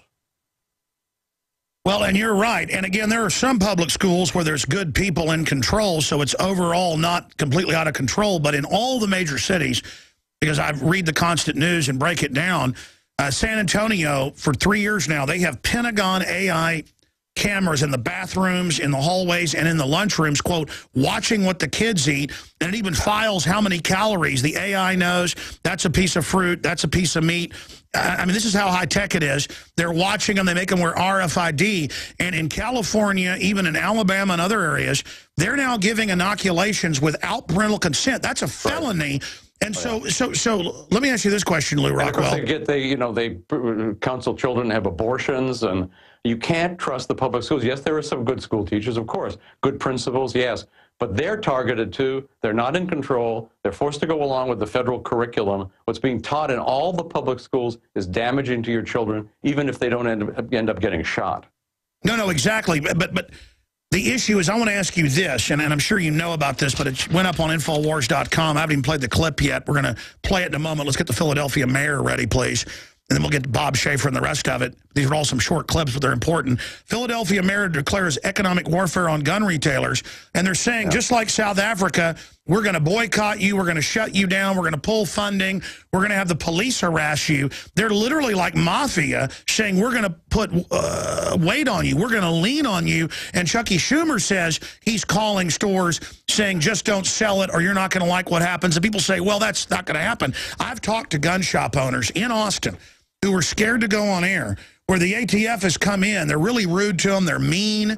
I've been around them before at the gun show. I've had ATF walk up and get in my face like they're God. They look like criminals out of central casting. And they're just coming in saying, yeah, get ready for some rule making. You're going to do what we tell you. And as soon as we get these documents, I'm also talking to a gun shop in California, because they're telling them there's going to be new rules. You're just not going to sell these outside of law. I mean, what do you do when the government goes full tyrant, full dictator?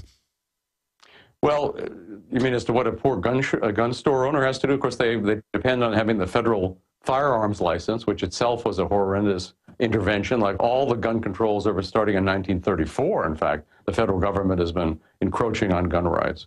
So, you know, the government could take their livelihood in a second. That, by the way, is the position the government like to have us all. They'd like you, Alex, to have a license, and if you don't comply, they take your license. So this is the way they're moving.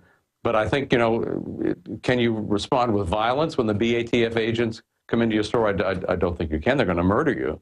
So I think, you know. But can you believe we've gotten to the point? You can intellectually resist them. I don't think the answer for a gun store owner is to, you know, to resist physically. They'll kill you. Exactly. But I don't think people understand. We're getting to the point now where they're on the news, I'm going to play some clips of this, saying we're Nazis and that the president must wage a war against gun owners like the presidents did before against Hitler. And there's like this worship by the collectivists of Obama. They're not just acting like they worship him. They really get off on the power of the state. They really get off on the idea that the president can do anything. Well, government is always in competition with God. They would like to displace God. They look back to ancient Babylon or Egypt or whatever, those regimes where the government actually was God. I mean, that's their ideal. They don't like religion. They don't like God. That's why Obama made himself a religious figure at that Newtown, took over the parents' grief and just tried to put all the attention on himself, on the alleged first responders, of course, the no responders as usual, and onto the government and worship the government, worship me as the God King. Sure, of course, that's right. The government would like to be God. I mean, so they're always in competition. They don't like religion. That's the way they are. It's another reason we have to hate and fear the government. The government is the worst. The state is mankind's worst earthly enemy. Always has been. It's what tyrannizes us, taxes us, starts all these wars, in cahoots, of course, with big corporations. And so we have to mentally toughen ourselves. We have to educate ourselves. We have to talk to others. We have to withdraw our consent and refuse our consent, and don't obey these people to the extent we can safely get away with it. They can't actually, because they are a minority and the oppressed are the vast majority, they can't actually enforce this stuff on us if we refuse. And again, it's why I think they've gone too far this time. I think the American people are going to refuse if people like you and the rest of us keep counseling them about this and about what the consequences are if we just go along and just salam Obama. So I actually think this is going to be a good development. As horrendous as all this stuff is right now, as horrendous, and talk about Obama accuses people like you of trying to gin up fear. That's all he does every day. Oh, the terrorists under the bed, or, you know, Al-Qaeda's in Yemen, or what, I mean, or there's going to be a bombing, there's going to be all these phony terrorist incidents here at home. That's the government. The government lives by ginning up fear and therefore wanting people to turn over their lives. Well, think about this. Our founding fathers and history and common sense has shown fear a big government. That's what America's all about. Keep it small. Look at the prosperity.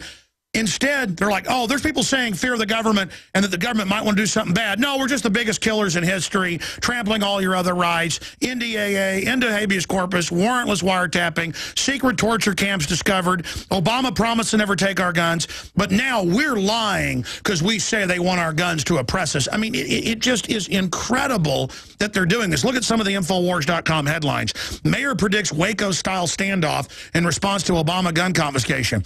Gun permit forms question possible affiliation with anti-government organizations. Oh, that's the new forms. You see, oh, the terrorists are those libertarians. Mississippi governor vows to block Obama gun orders. Philadelphia mayor declares economic warfare on gun retailers. just in a video, New York Democrats plan for gun confiscation. Well, there's video. I haven't even gotten to that. Lou, let me play this clip of the Philadelphia mayor saying we're going to go after the gun shops. Here it is. Philadelphia was one of the first pension funds to divest from companies doing business in South Africa. We saw that movement go all across this country. In virtually every big city and other cities in America, some states and other investment fund managers took action. Cities, schools, and other organizations can influence important societal change with their investments. Americans have economic power in how we choose to spend our money. All right, let's stop right there. It gets worse. I must say, I think this is a great thing. I hope government sells all its gun stocks. It means that for those of us who want to buy them, they'll be cheaper. So why should government own stock anyway? What the hell is the mayor of, what the heck is the mayor of Philadelphia doing owning stock at the expense of the taxpayers? Well, that was my... that's an outrage. Forget it, Mr. Mayor. But it's again a reminder that government is a liar, is an oppressor, and everything that comes out of their mouth is a lie or a threat.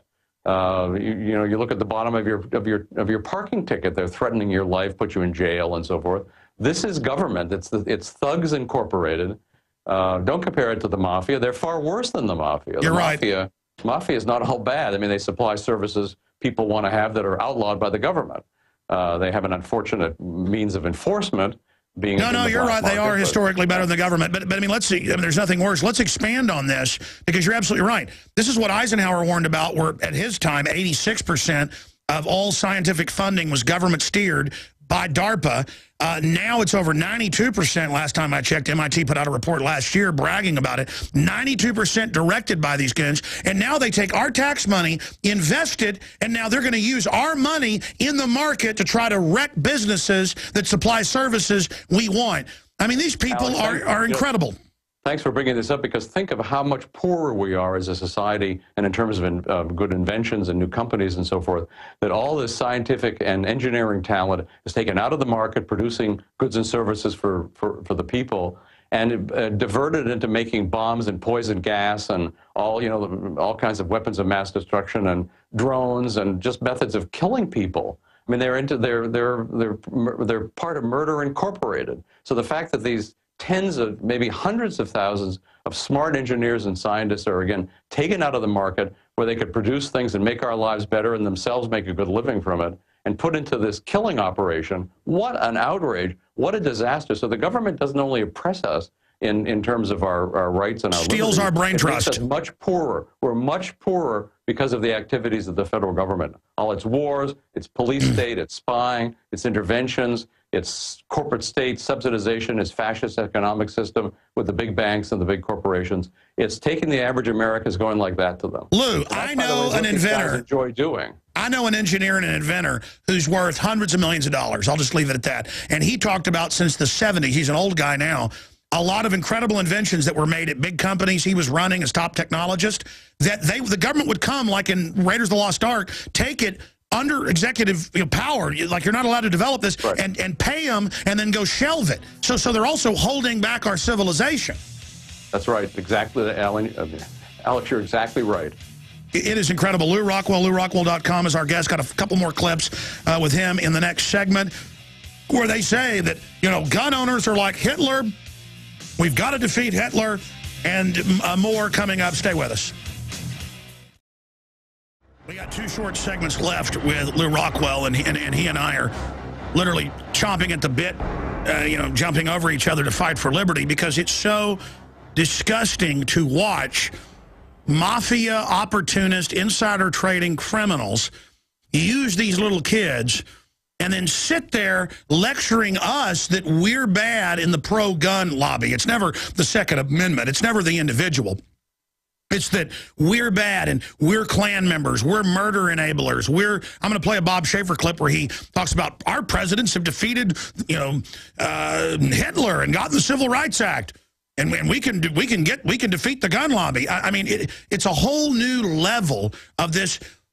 I mean, is it just that I'm getting older and less, where where I can't put up with this anymore, Lew Rockwell? Or is it that it's getting worse? You've been fighting these guys for 4 decades. I mean, is it getting worse, or is it just that we're becoming more aware of their disgusting activity? Well, it's both. They're getting worse, and we're getting more outraged by it and more dedicated to fighting it. But my guess is nobody listening to this show has ever bombed a party of children collecting firewood in a rural area. Obama has done that.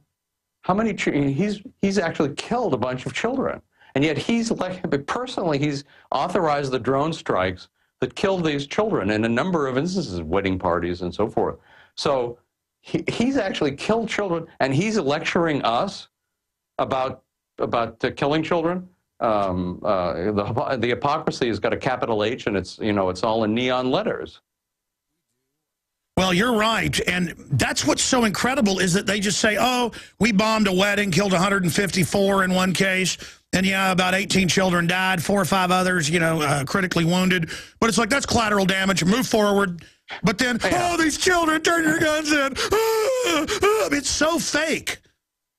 It is fake. They couldn't care less, but of course, as Rahm Emanuel says, never let a good crisis go to waste. And so they use any crisis to try to expand the government, expand its income, expand its control, and they try to make us more obedient, more kowtowing. Again, I think if we do our job and thousands and thousands of other people do their jobs, this is not going to work this time. They're not actually going to get away with it. It's going to backfire. It's already backfiring. 10 million guns a month now, up from 4 million. Let's play a clip of Bob Schaefer. And this is nothing, folks, compared to the longer thing with Mika Brzezinski, where she goes, I'm just ashamed to be an American right now. I mean, what? Because we have guns. Well, get out then. Go to North Korea. Here's a clip of Bob Schaefer. I want to get Lew Rockwell's response. What happened in Newtown was probably the worst day in this country's history since 9/11. We found Osama bin Laden. We tracked him down. We changed the way that we dealt with that problem. Surely finding Osama bin Laden, surely passing civil rights legislation, as Lyndon Johnson was able to do, and before that, surely defeating the Nazis was a much more formidable task than taking on the gun lobby. This is a turning point. All right, that's enough of that idiot. And you're not even an idiot. I mean, what a slimy little creature. The government got in the way of beating Hitler with all the bid rigging and stealing. It was my grandfathers and people that beat Hitler. I mean, what do you say to that? Well, Bob Schaefer, of course, has gotten rich and powerful off doing whatever the government told him to do. So he's just like somebody on Nazi radio or Soviet radio. He's just a shill. There is one interesting thing, if you notice, when he talks about the government, he says we. So it's just a reminder of it's so important for us to never say we when we mean the government. The government is they. It's a separate entity, lives off of us by force. It's a parasitical entity that keeps a gun to our head, speaking of guns. I mean, everything the government does involves a gun. If you don't do what we say, if you don't pay the taxes, you don't pay this library bill or whatever. Exactly. We claim the right to kill you if you sufficiently resist. That's the government. Do one more segment with us. 5 more minutes. We got to go to break. LewRockwell.com. Okay, the whole clip is up on Infowars.com. It's also over at Newsbusters. They're the ones that originally posted it. And I can't play the whole thing. Lou's got to go in 5 minutes, and it's about a 5-minute clip. They play the NRA ad. First they go, this is pornography. This is propaganda. This is evil. This discredits the NRA on the Morning Joe show. And then they play the NRA going, hey, the government people, they've got armed bodyguards. Why don't we? And they take their glasses off and they go, he goes, I can't believe this. His poor children fight hard and had no choice. And Mika goes, I'm just ashamed to be an American right now. I'm ashamed. And again, this is very effective. That's why they go, oh, this discredits, hoping we don't go down this line. It is incredibly transparent. I want to play part of this clip. And again, you got to watch the whole thing. It's unbelievable, the bad acting. Again, they run from this. Oh, don't say Israel has guns. None of the citizens do over there. You're a liar. Of course, we pay to give the Israelis guns. Again, because they're so scared of this thing that government and bureaucrats and rich people have guns. Because they use class warfare. The ultimate populism is the average person with a gun. Let's play the clip and get Lew Rockwell's take. Here it is. That's a real ad. Yeah. That's a real ad. Political pornography. That's one of the grossest things I've ever seen in my life. Yeah. It's like, oh my gosh, that's George Washington. What's wrong with these people, Mika? What's wrong with these people? Mika.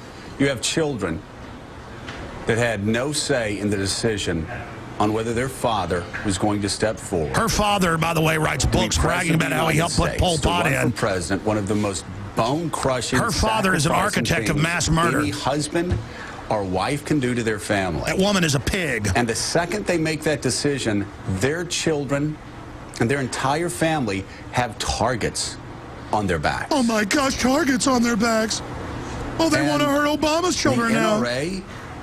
No, you want our guns. Like, what's wrong with these people? What's wrong with these? I don't know what's wrong with the dead intern in your office. On the anniversary of the Newtown murders, and now putting out an ad talking about the president's daughters? They are out of step, out of the No, they pointed out he's got bodyguards, and so does David Gregory. Society, and quite frankly, after seeing that, I think some of the people who run that thing are sick. I really do. I think they are sick in the head. And I'm serious. I'm embarrassed right now. I'm embarrassed for our country. Well, get out of it and go to North Korea, where only the state has guns. Lew Rockwell, we got 2 minutes left. You've got the floor. Your take on that? Well, obviously, these Mika and Joe are themselves protected by armed bodyguards, but they do, you know, my guess is this really does upset them because they don't like this sort of thing being made public. That the power elite is, of course, got guns. They all have carry permits. I'm sure Mika and Joe have got carry permits. Certainly, they've got armed bodyguards. Just like they believe that the law doesn't apply to them, it's only to be applied against us. So this is the nature of they're part of the power elite, or they're spokesmen for the power elite. And of course they're outraged that anybody would discuss their privileges and their special rights and the fact that they can live differently than the rest of us. So it's all the more important to point out not only that these people are doing bad things politically, but they're personally ripping us off, and they're all surrounded by guns. Obama's surrounded by guns. His children's school has got a bunch of armed guards, and of course they have armed guards all the time. Bloomberg has got armed guards all around him. And Obama just signed a bill giving himself and George W. Bush armed guards for the rest of their lives, 24/7. So it's okay for them to have armed guards, but the people can't have armed guards. So this is government. It's a separate entity, and it's an outrage to do anything but bow down and kiss their shoes. I mean, that's what Mika's upset about. And you're exactly right. Her dad deliberately helped lure the Soviets into Afghanistan, causing many, many deaths. He promoted mass murder in Vietnam and the coming of Pol Pot. Pol Pot was put in no. He put in his book, he bragged. And the rest of them. He brags. He brags in his book, Lou. I'm sure you know about how great Pol Pot did. I mean, it's incredible. You know, the U.S. government in the Vietnam War killed between 4 and 6 million people, says the great military historian Martin Van Creveld. Between 4 and 6 million people just in that one war. They don't have their names on any wall in Washington. So this is the government knee-deep in blood, killing people every day, and lecturing us about the dangers of violence. Well said, Lew Rockwell. Thank you. Okay, folks, coming up at the bottom of the hour in studio, I'm very excited. We have the owner of our Chicago radio affiliate is going to be joining us in studio, general manager. So I look forward to that coming up. I just had his bio and info. I've talked to him on the phone. He's called into the show. He's down there visiting friends in Austin, so we thought we'd have him come in. And we are more and more every week going to have radio stations in focus. In fact, radio station managers or owners that want to pop in for 15 minutes once a week or so. We want to try to get our 140-plus affiliates, managers and owners, get their take on things and also try to focus in on some of the things their stations are doing, because that is so incredibly important. 1530WCKG.com is the website, 1530WCKG.com. And I do want to travel around to, especially our bigger stations, and give speeches. And I've told the Dallas station I'm going to go up and do that. I just have been so slammed with everything, as everyone's seen. I barely have time to even see my family. But we do want to do events with listeners as well, because it's important to get out there. But the bare minimum I can do is promote our affiliates and some of the things they're doing. Okay, I want to play just a few minutes of this, and we're going to load the phones up for your take on what Obama did yesterday, specifically on the Second Amendment and the all-out assault on our liberties, and these mayors and people saying, we'll just shut down gun shows outside of law. Austin tried to do it, but people beat it. And where I live, this is happening. And it was because of the backlash. They had the votes to shut down the gun shows, even private ones, not on government property. So they're really coming, and it's because they know they're collapsing the economy, and they know that they could end up losing control of the country. But we are in the fight of the century. We're in the fight of our lives. The NRA has said that. I agree with them. I said that before they said it. This video is up on Infowars.com, and it's Obama responds to Alex Jones. It is in the featured news section. It's the bottom story. It is so important to click that featured story archive there at the bottom because so many of the top stories scroll off the front page. We've got to develop some other section like Drudge Report does where the really important stuff he keeps on top and then it's always changing in the middle and the bottom. I just, because it drives me crazy, but the featured news archive is so important. It's also red linked at the top. It says breaking news. That's the news feed. Top stories is the featured news archive. Those two links are so important there on the top to be sure and go through that. Let's play a few minutes of this 14-minute report. I meant to play the whole thing today. Maybe we'll play part of it tomorrow when Paul Watson is guest hosting the broadcast. And I think Mike Adams is going to be a guest via Skype. But the point is, and they got some big breaking news tomorrow, everybody's demanding we look at false flag at Newtown. And it's Sandy Hook. It's got all the signs of it. It looks really bad, okay? And I've just stayed out of it because I know they can crucify people with the information if it's not 100% nailed down. It's got all the earmarks. We're going to hear from some of the people that are saying this. And it doesn't mean I agree with all of it. There's a lot of signs. I mean, we know they put him on the drugs. We know he got the gun illegally. We know they're blaming us for stuff we couldn't control. We know they made him victim disarmament zone. But you know, some of the other stuff, like where the whole thing's a hoax, no, they killed some real people there. It does have the signs. I mean, the Batman shooting in Aurora, I'll say that stage. And even Larry Pratt has said it has all the marks. I mean, they did Fast and Furious. So they may have done this. I mean, if they'll bomb a whole apartment building to get one, quote, terrorist and kill, you know, 200 people, a bunch of them kids, of course they'll do this stuff. But I don't know about Sandy Hook. They're going to look at that some tomorrow. Watson is somewhat of a skeptic, but we're going to look at it because you're beating our doors down to do it. That's all we've been doing is looking at it. Believe me, that's all people are doing is it looks real bad. But it's so over the top that I can't 100% prove it. I mean, with 9/11, they were saying, we're going to blow up Building 7, and then they blew it up. And I have the news footage, and they call me a kook when I show CNN and BBC saying, get back, they're blowing it up. And they go, what, are the cops involved? I go, no, they told the cops, get back, they're going to blow it up, and then told them, shut up. It was a CIA building. They blew it up. I don't know why. I talked to the head emergency manager who died a few weeks after he was on my show, Barry Jennings. I mean, this is scary, okay?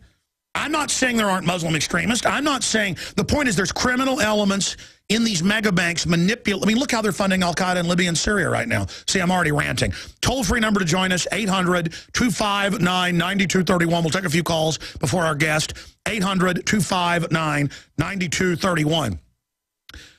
We probably want to start getting the headset and everything ready and the microphone for him coming in here. That's always a good idea. 800-259-9231 to get some calls in today. I'm tempted to do an hour of overdrive, but I'm here to meet with our guest after. Maybe we'll just go into overdrive with the guest and take calls. But I've also got to get a bunch of work done, a bunch of projects done. That's why I'm taking off tomorrow. A lot of times I take off now. It's not even to take off. It's to get stuff done. But part of this is actually taking off to be with family. My children are growing up. I hardly even know them. 800-259-9231. Let's go to part of the video. The whole thing's up on Infowars.com. Obama responds to Alex Jones. And they are responding now. Here it is. There will be pundits and politicians and special interest lobbyists publicly warning of a tyrannical, all-out assault on liberty. Alex Jones here for Infowars.com with a special report. Most people that watch television or even YouTube know that last Monday I debated Piers Morgan and got in his face and said, look, you're coming for our guns to enslave us. America is becoming a police state tyranny. Back off. Hitler took the guns. Stalin took the guns. Mao took the guns. Fidel Castro took the guns. Hugo Chavez took the guns. And I'm here to tell you, 1776 will commence again if you try to take our firearms. Doesn't matter how many lemmings you get out there on the street begging for them to have their guns taken. We will not relinquish them. Do you understand? 2 days later, Ron Paul came on my show, outgoing congressman, and he agreed. He said if they come for the guns, it's going to cause a civil war, 1776, part 2. Will you turn in your semi-autos? Well, I might not even have anything to turn in for that purpose, but I don't think the American people will. I've always assumed that the line in the sand may well be drawn. If the federal agent marches in unannounced and they say, well, give me your gun and give me your gold, I don't think we'll do that, calmly. I think the American people will highly resent it and resist. Now, as soon as I got off Piers Morgan, the White House released a press release and said they were watching and responded to our petition, your petition, to deport Piers Morgan for engaging in political subterfuge and trying to overthrow our Bill of Rights and Constitution. So we know they were watching. It became the biggest story in the country and the biggest story on Twitter for 2 days straight. It's had like 15 million views online on YouTube alone. So we know the White House is watching. We also know that it's come out in Homeland Security documents that myself and Matt Drudge have been basically investigated and surveilled and are in secret documents concerning the TSA because we've been covering their out-of-control violations of the Fourth Amendment and conditioning the public to basically be slaves. But then today, I'm watching his speech while I'm live on the radio playing it, and he talks about these pundits out there who just want to make money. And they say that, we're tyrants who want to enslave you. This will be difficult. There will be pundits and politicians and special interest lobbyists publicly warning of a tyrannical, all-out assault on liberty. Not because that's true, but because they want to gin up fear or higher ratings or revenue for themselves. And behind the scenes, they'll do everything they can to block any common sense reform and make sure nothing changes whatsoever. The only way we will be able to change is if their audience, their constituents, their membership says this time must be different. It was incredible. He was clearly going after pundits, talk radio host, chief among them myself. And it's just really bizarre. I mean, I've had the White House respond to us before on their plans to shut down coal power plants and a few other issues, but this is one of his big initiatives to disarm us. And he said in the past he wanted to disarm us as a state senator. Then as candidate Obama in 2008, he said, I'll never try to take your guns. That is a conspiracy theory. And so now he's back with 23 executive orders and all the rest of it. Dianne Feinstein's on record, Mr. and Mrs. America, get ready, we're coming for your guns. And now, out of all these people out there, he's having to respond to me. And why is that? Because I tell it like it is, and we have tens of millions of viewers and readers and people that listen to the radio show. It's over 15 million a week. And their entire paper tiger facade corporate media, the top shows on MSNBC have 1 million. CNN, 500,000. Piers Morgan's ratings doubled all week after I was on. And it's not that I'm something special, it's that people are sick of these establishment mouthpieces reading off teleprompters. So the good news is we're having an effect, they're having to respond. Now, again, you just saw that clip of the president where he's saying these pundits and others, he's going after people, implying we're crazy to say that tyrants want our guns. All of our founding fathers said that. Federal court rulings have stated that. We have a Second Amendment to protect ourselves from street thugs and government. That's on record, but they're trying to act like that's crazy.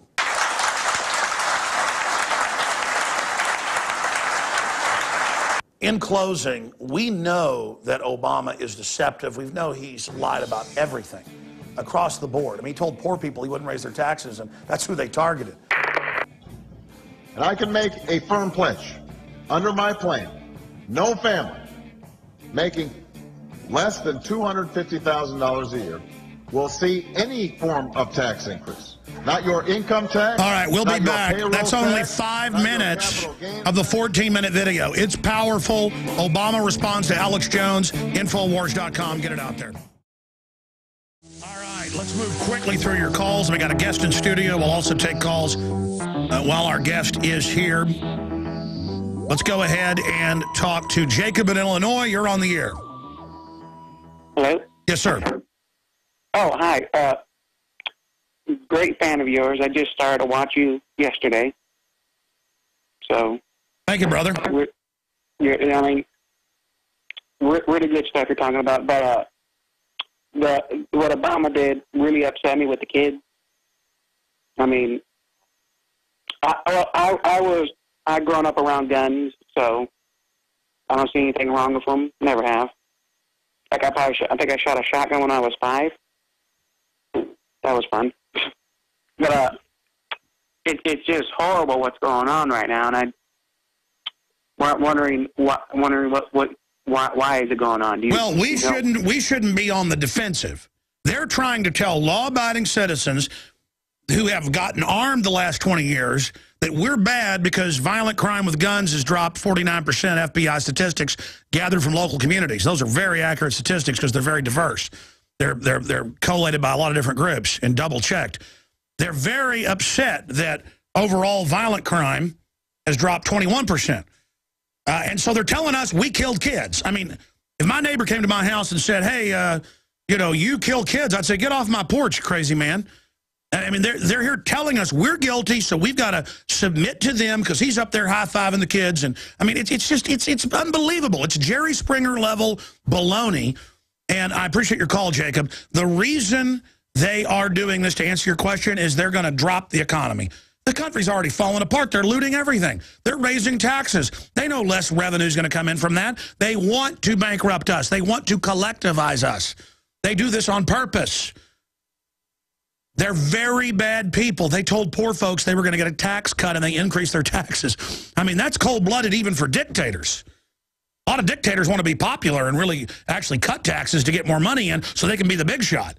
These people are sicko eugenicists, okay? They're not liberals, okay? I'm a liberal. I want you to live your life, be free, do what you want, as long as you leave other people alone. Libertarian. They're not libertarians. They're turds. Let's go ahead and talk to Tom in Washington. You're on the air. Go ahead. Yeah, hi, Alex. Hey, buddy. So far, you've been doing a good job. I just wanted to bring up something that came out on Monday, apparently.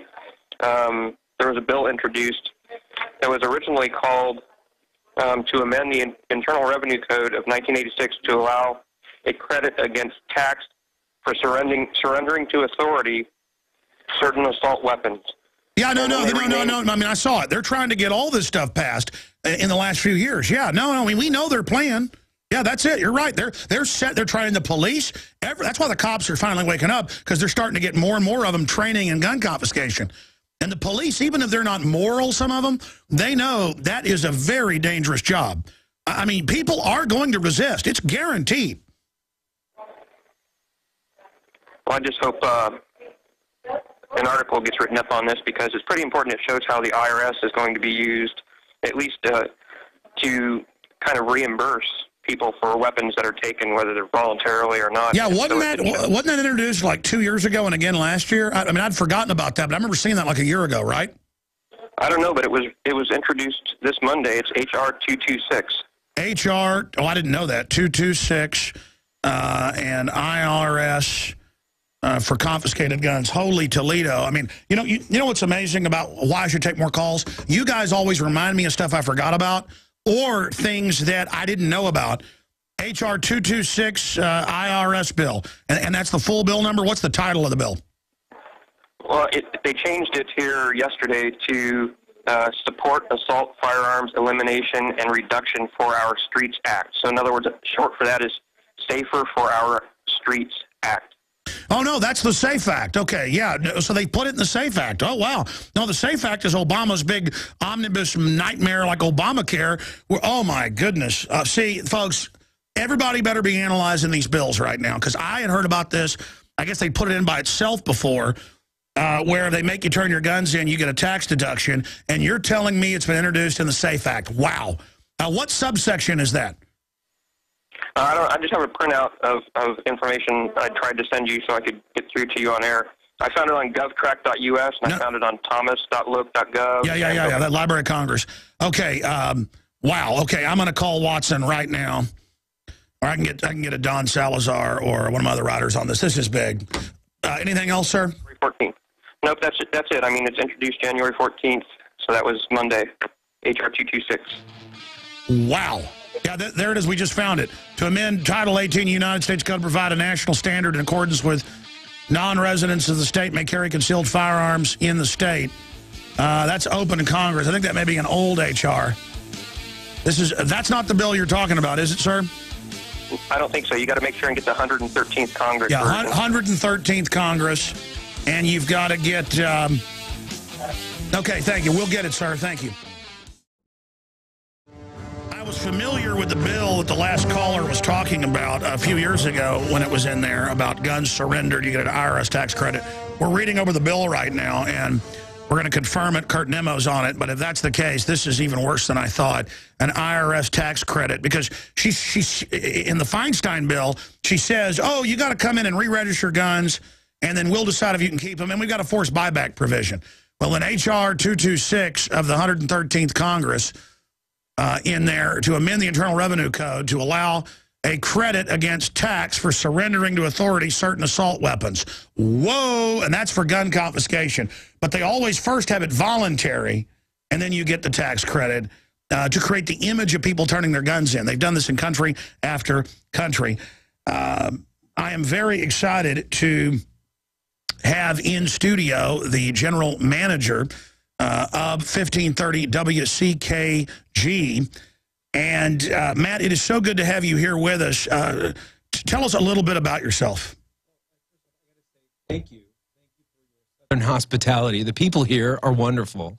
Your staff has been amazing. We just had some food. You guys have been the greatest. I've been all over. I've talked to radio people. I've talked to TV people. I've been to their facilities.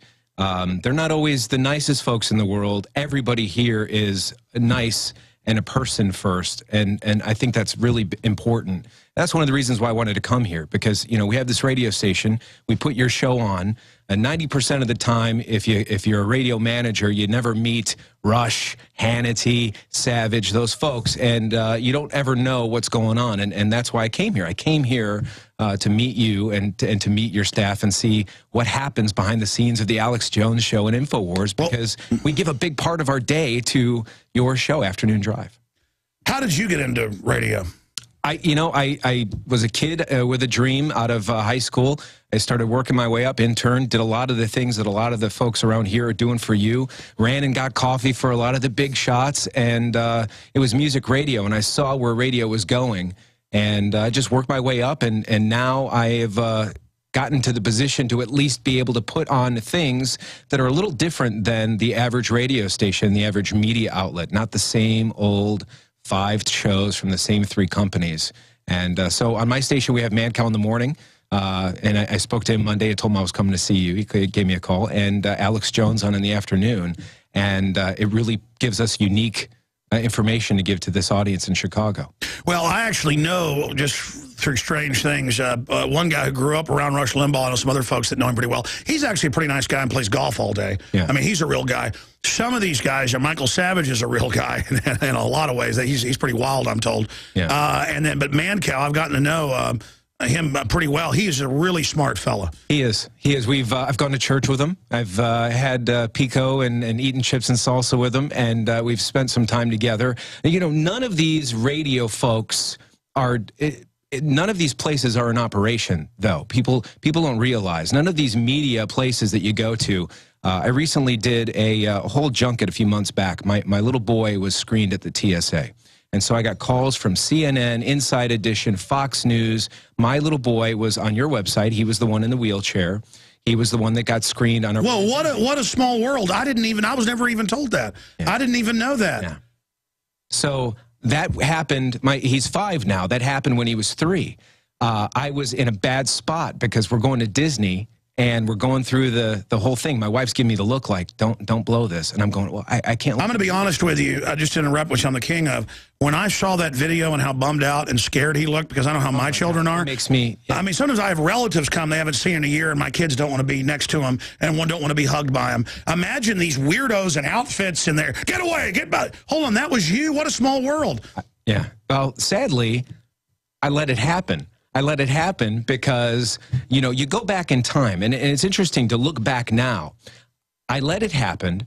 I put it online to share with my in-laws and my father. They had never seen the video. Monday morning, as soon as I put it on the internet on our YouTube channel and shared it with some friends and family, Fox, CNN, Inside Edition, you name it, and they all wanted to talk about it. And I thought, this is my chance. This is my chance to make up for not having done anything about it except videotape it when the thing happened. And you know what? I blew it. I blew it because I didn't do what you did on Piers Morgan.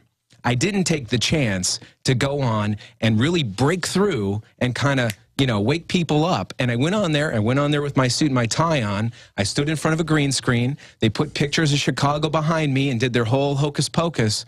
And then they used you know, I was talking for 20 minutes. They used a 3-second clip, and they said, well, this is what it used to be like. Now the TSA is better. This is what it's like now.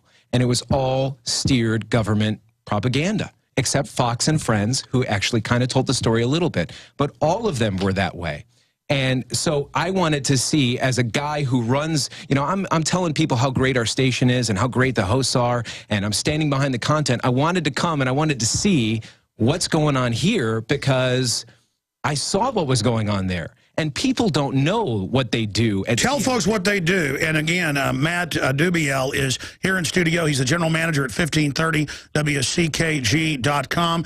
And every week we plug a couple of our affiliates. We try to learn something about it, like if they have a podcast or they have an iPhone app, we plug that.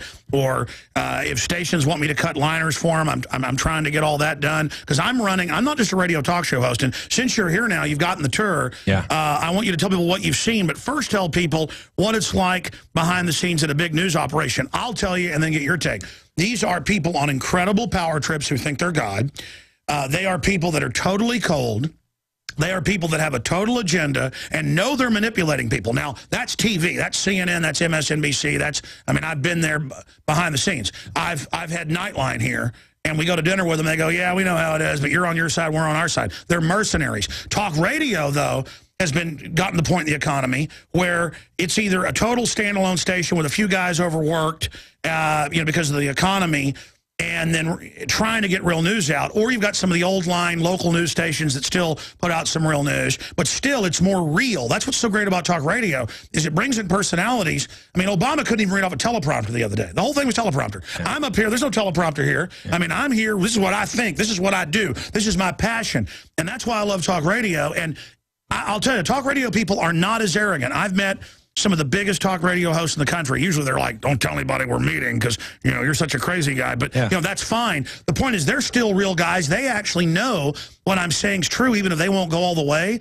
because they're reading all the same stuff. They've lived a life. That's what's so beautiful about talk radio, is that it's not perfect, but it's long form. It's real. Look, you're not going to be good in talk radio if you're not real. You're not going to be popular. They got some guys that can wing it with a bunch of guests and cue cards and kind of cobble through it, and they sound great. People don't want that in talk radio. They want people that really folks can connect. Man, this guy's telling me what he really thinks. This is a real person. Yeah.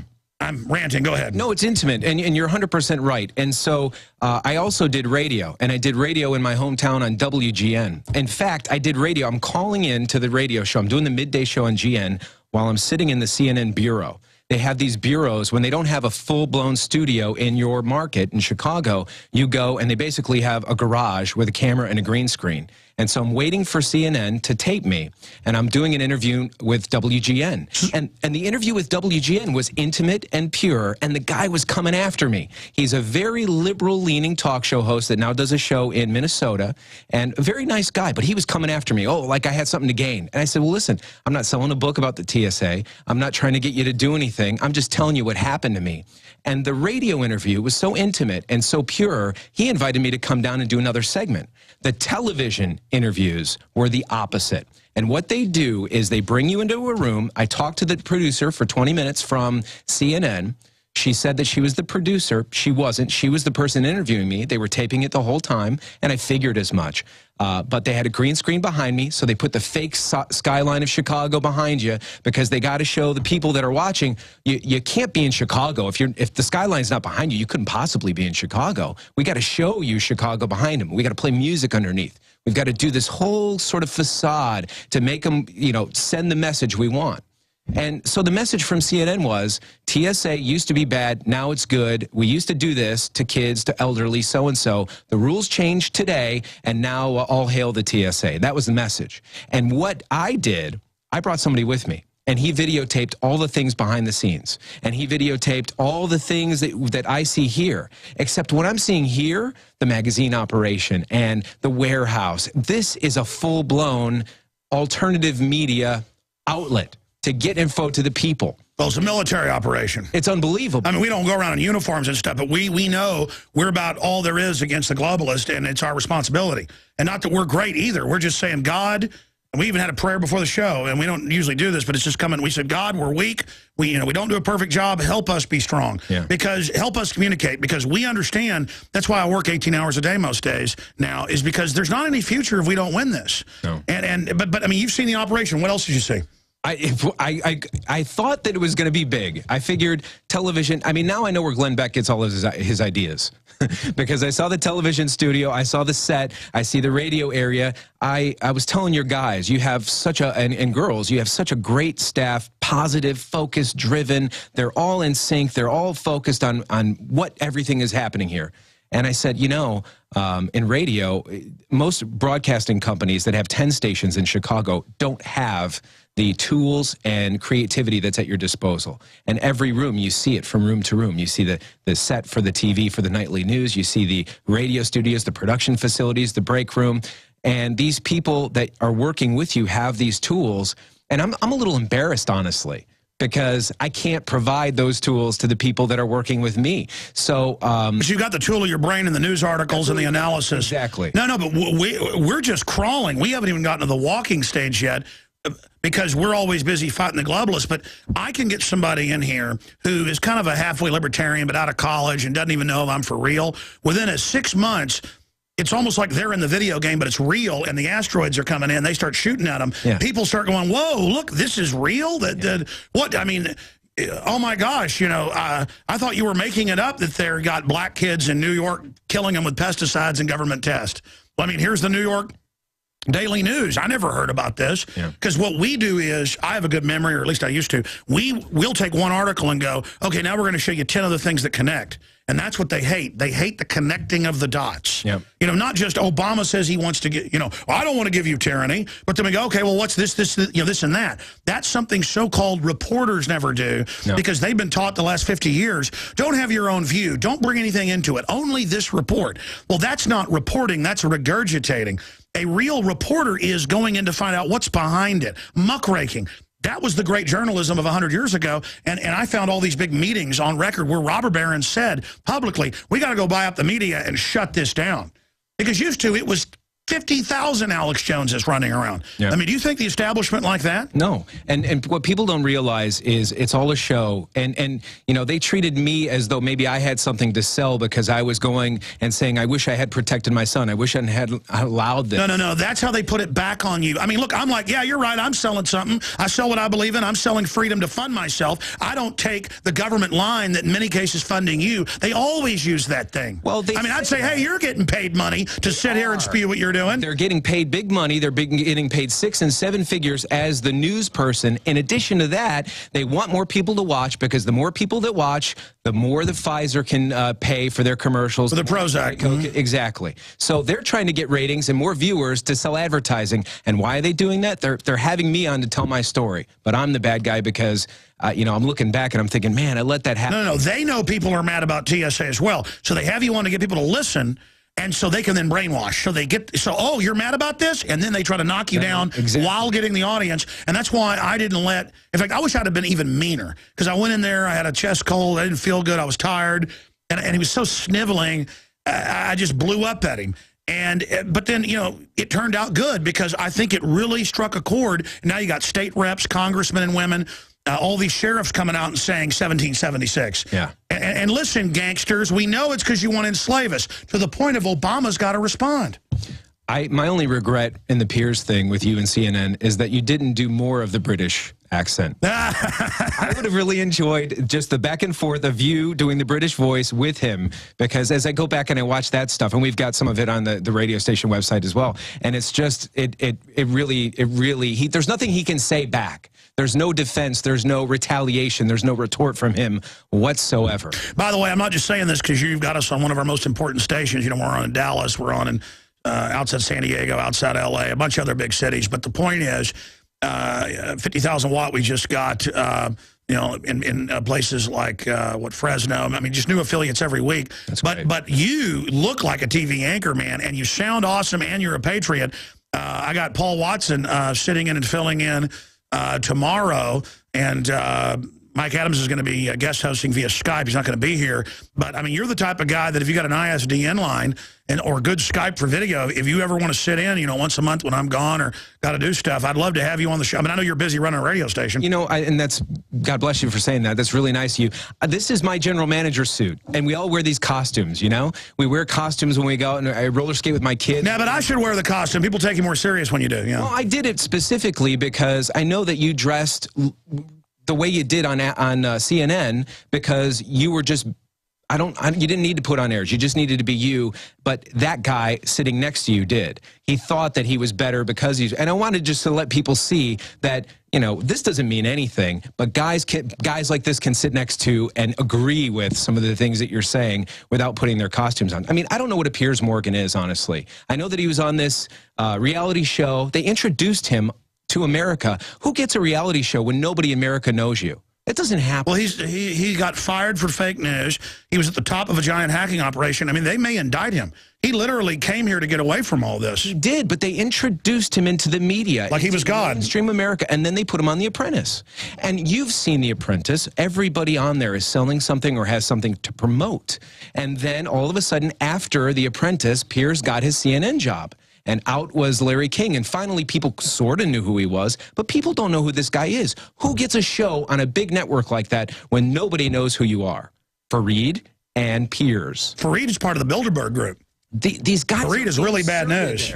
But, I mean, we've been in the media a long time. You have to prove it. Mancow Mueller is, you know, one of the best. He's been on since he was 15. He's been on Rush Limbaugh since he was 15. They have a tough time. They've had to work their way through the ranks. These guys just, all of a sudden, just a guy, Fareed's not good. He's a plagiarist. No, exactly. I've been on air since 1995.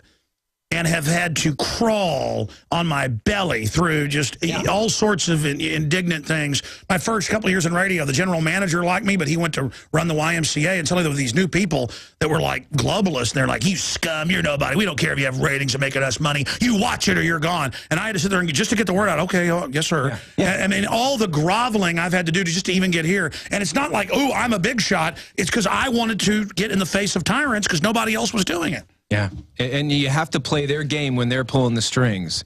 And if you don't, you get squashed unless you take matters into your own hands and build your own thing. Well, that's why I did this. Plug the radio station. Everybody in Chicago has got to tune in, 1530WCKG.com. Yeah, 1530WCKG.com. It comes in around the airport in Chicago. And our sponsor that made it possible in Chicago is RoyalVelvetNow.com. They've been huge. They're from Austin. And without them, I wouldn't be able to keep the lights on. So thank you. Plug them again. RoyalVelvetNow.com. Great people, great supplement, and we got to support the stuff that support liberty. If you've ever wanted one of our... Matt Dubiel is our guest, and he's the general manager at 1530WCKG.com, and it was his son in the wheelchair that they separated from him and scared him and all that. I didn't even know that. I mean, what a small world. And we're on his fine station at 1530WCKG.com. And don't you have, like, iPhone apps and stuff, too, or something? Yeah. Free app at 1530WCKG.com. Free app. You can get it in iTunes in the iPod store, the iTunes store. It's an Android app too. And you know, it's you can, all the stuff is at the website, 1530WCKG.com. And I'll say this, stations that put true constitutional libertarian radio on. You know, Glenn Beck's now the libertarian. Fine, I hope he actually becomes one and doesn't support torture and secret arrest and all this. people need to support libertarians and constitutionalists, and need to support the stations, the affiliates, the sponsors. Sponsor these shows, because that's how we're growing. And because we've gone so far down this line, more people now realize, well, Alex Jones was right to a great extent. We better put him on air to fight this. And Matt was asking me during the break, he goes, are you planning on staying in the U.S.? Because he's obviously heard me talk about getting my family out. When I say all this horrible stuff's happening, every government wants to be a tyranny, as Lew Rockwell said. This is just history, founding father stuff. If you call it extremist, you have been brainwashed by the new socialist Borg. This is what kept America great, was keeping government small and jealously guarding our liberties. And I said, yes, I believe what I say is coming will happen if we don't fight back. I mean, okay, so I'm here. I know how real this is, but they're not going to get there. Yeah. I mean, it's always a fight, like that sheriff said in the first hour. It's always a fight. It's not only evil people out there on the field. Your comments on that? Well, American people, everyday people, and I'm an everyday person too. I've just gotten to see behind some of the curtains, and I know how the media business works. It doesn't make me better, just I know this. And what I know is regular people, they need to take action. They don't always know how to take action. And listening to the program, going to Infowars.com, going to our radio station's website, those things are great. But at the end of the day, the thing that makes it possible, the reason why your show may not be on my station or somebody else's station is money, because you got to pay for it. And the best way to make those things happen is for them to support the advertisers that support these shows. The globalists say they want to make us poor so nobody has money to protest them, so they own everything. People, you better support DrudgeReport.com, Infowars.com, 1530WCKG.com, the radio station you're listening to right now. Folks, support them. Go support their sponsors. Become a sponsor. This is a war, and wars need money. They absolutely do. And the reason why you are able to do the thing, and there's nothing wrong with making money. There is something wrong with making money at the expense of other people. That's right. And we've taken the money and put it back in here. And that's, you know what? Media companies don't do this. Huge broadcasting companies don't do and reinvest the way that you are. And the reason why you can is because people will buy a video or a shirt or a water filter or whatever it is. They've got to do that stuff within their means. Be responsible. Don't go crazy, but do it within your means, because if you do that and that's all you do, you will help. You will help in some small way. The next thing I'd recommend to people to do is forget about Obama versus what's his face, the Mormon guy. Run for local office, help your local area, so that if things do get a little hinky, there's somebody there that it has a brain and can help things. No, and that's happening. Absolutely. It is, and it's not easy. And well-spoken folks, do your own YouTube videos to prove it. Yes. Go to the local station and say, hey, I want to do 1 hour. Just try me see how I do one time. Yeah. Put them on. Pretty soon you might be doing the morning show. Right. I mean, so much of life is just getting your foot in the door. Yes. Get out there, use the web, stop, putting weird pictures on Facebook about something that doesn't matter. Use it to share with people and connect with people. Folks, you better get active or lose everything. You act like sheep, you're going to get overrun. We're going to do just a few more minutes of Overdrive to talk to Alan in Kentucky and a few others with our guests. Stay with us, Infowars.com. All right, folks. Everybody's here for Infowars. Yeah, see, right there, you guys were running the refeed over that. I could tell I was hearing two things. But that's good, because we're into overdrive, and it's fun to have that type of stuff going on. Let's jam in a few phone calls here. Alan in Kentucky, you're on the air. Go ahead. Conference exploiting children, bringing them on stage with him. The same Obama who fake cried over the Sandy Hook shooting. The same Obama who released the White House photo showing. Hey, brother, how you doing? Listen, of course this happens when we have a visitor. Go ahead and kill it. Well, what that is you're running the first 5 minutes of the show right now, just so you guys know. I'm just telling them. I'm not actually getting on them here. I'm telling them so they know what that is. That's from when I played that clip of Aaron at the beginning of the show. I'm going to go to 20 after now in Overdrive. I can't let the show end like this. We had like a big IT crash yesterday. This never happens. But how is it running a news station? I know it's crazy, isn't it? Your site was Infowars down because of the traffic? Is that? Well, we thought it was traffic at first, and a lot of it was traffic, but it was also a hack. It's not even fair to say that I run a news organization. I run an AM radio station, but we do not. I mean, there's 4 people there at any given time. That's the most amount. You have an army of people. In fact, back when I was an intern and Mancow came to town, we had a sports station across the hall. We used to call it a boyquarium because all the windows, you could see all the young interns just buzzing around, making things happen. And that's what it's like here for people that can't see. There's just people everywhere doing stuff, all active all at once. You come to our station and the morning show is fed in, and the afternoon show is fed in from Austin. And so in between, we're doing what we can to support those shows, to get things up on the web, and to get sponsors that get it. You know, it's one thing for Rush Limbaugh to get a bakery to sponsor that show. It's not easy. It's another thing for somebody to get a bakery in Main Street, USA to sponsor a show that is saying, hey, things are wrong. It takes a special kind of advertiser to do that. So, well, also what's happening is that, you know, people are intimidated by the system, but I've actually noticed now that the tyranny's so out in the open, people are really starting to actually go, you know what, it's time to stand up against this. Are you finding that? It is, but you know, it's almost like you got to put up a bat signal beyond. It's great to have a radio station. The next thing that I want to do in Chicagoland is I want to get a couple of billboards in really nice locations with either some of the artwork that you guys use promoting this show, almost like a bat signal to be like, to kind of wake people up and go, hey, there's something going on. Check out this billboard. Get a little conversation going about it in the market. America's in trouble. Yeah. Find out why. Exactly. Or want to turn America around? It's on the radio now. Yeah. The Joker picture, some of that stuff even. I mean, people, it takes things like that. They're used to seeing regular advertisements. They're used to seeing Subway or whatever it is. I saw a billboard on my way to the airport to come see you, and it was blurry on purpose. Blurry on purpose. You can't read it. And then as you get closer underneath, you say, think it's time to get your eyes checked. And it's like, wait a minute.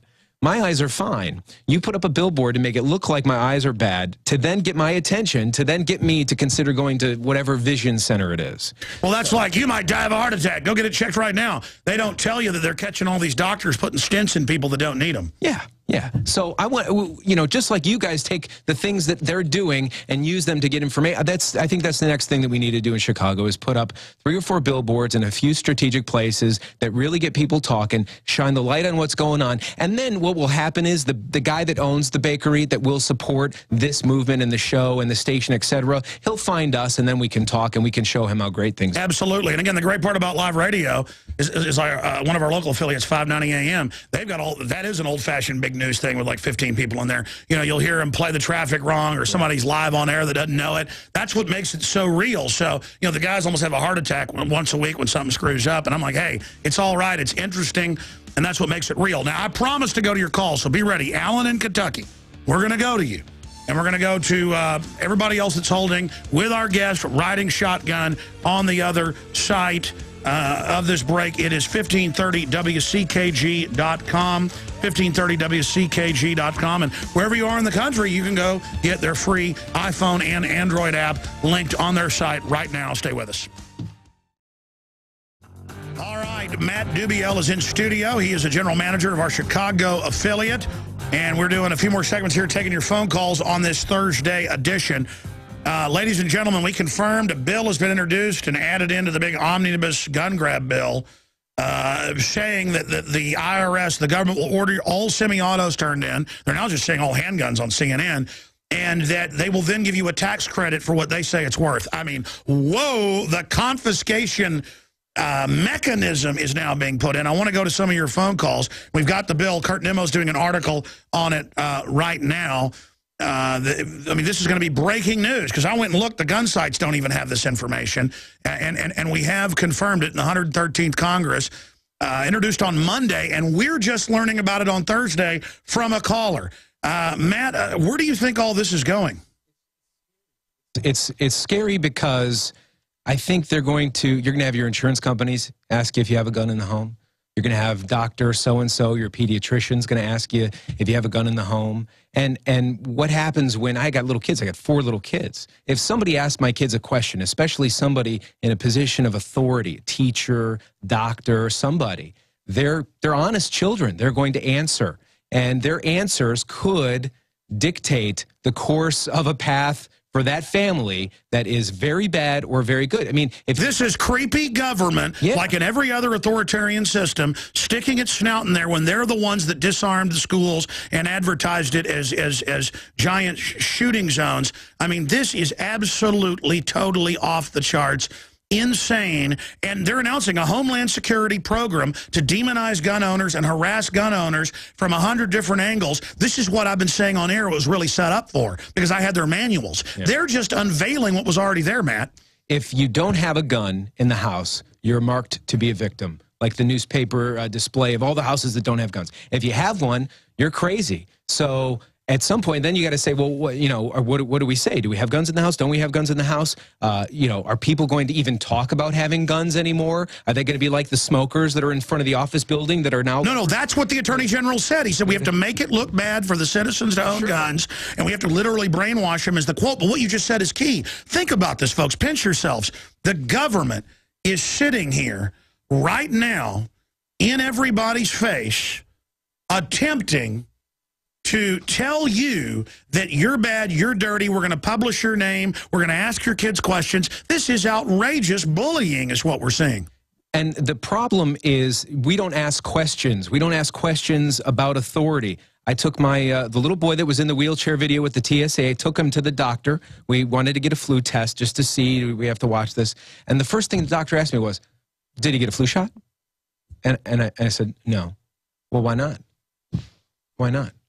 What do you mean, why not? Why did I? No, he just didn't. Now let's talk about, does he have a fever? Does he have this? So when the doctors make me, and I started to sweat a little bit. Oh, I don't know. Did I do something wrong? Am I going to? So then what happens when they're asking, do you have a firearm in the house? Do you have this? No. They're making you a suspect for something that's not even illegal. And listen, the flu shots have never been accurate for whatever the flu is. They lower your immunity. This is all a major government admissions. The insert says it can kill you. The insert says it can kill you. Kill you, but they go, hey, you're going to take it or you're not taking your baby home. Alex, four of us had the flu. 4 out of 6 of us had the flu 3 weeks ago. We went to the doctor. They tested us. We had the flu. We made it through in 4 days. And you know what they said? They said, well, you have flu A.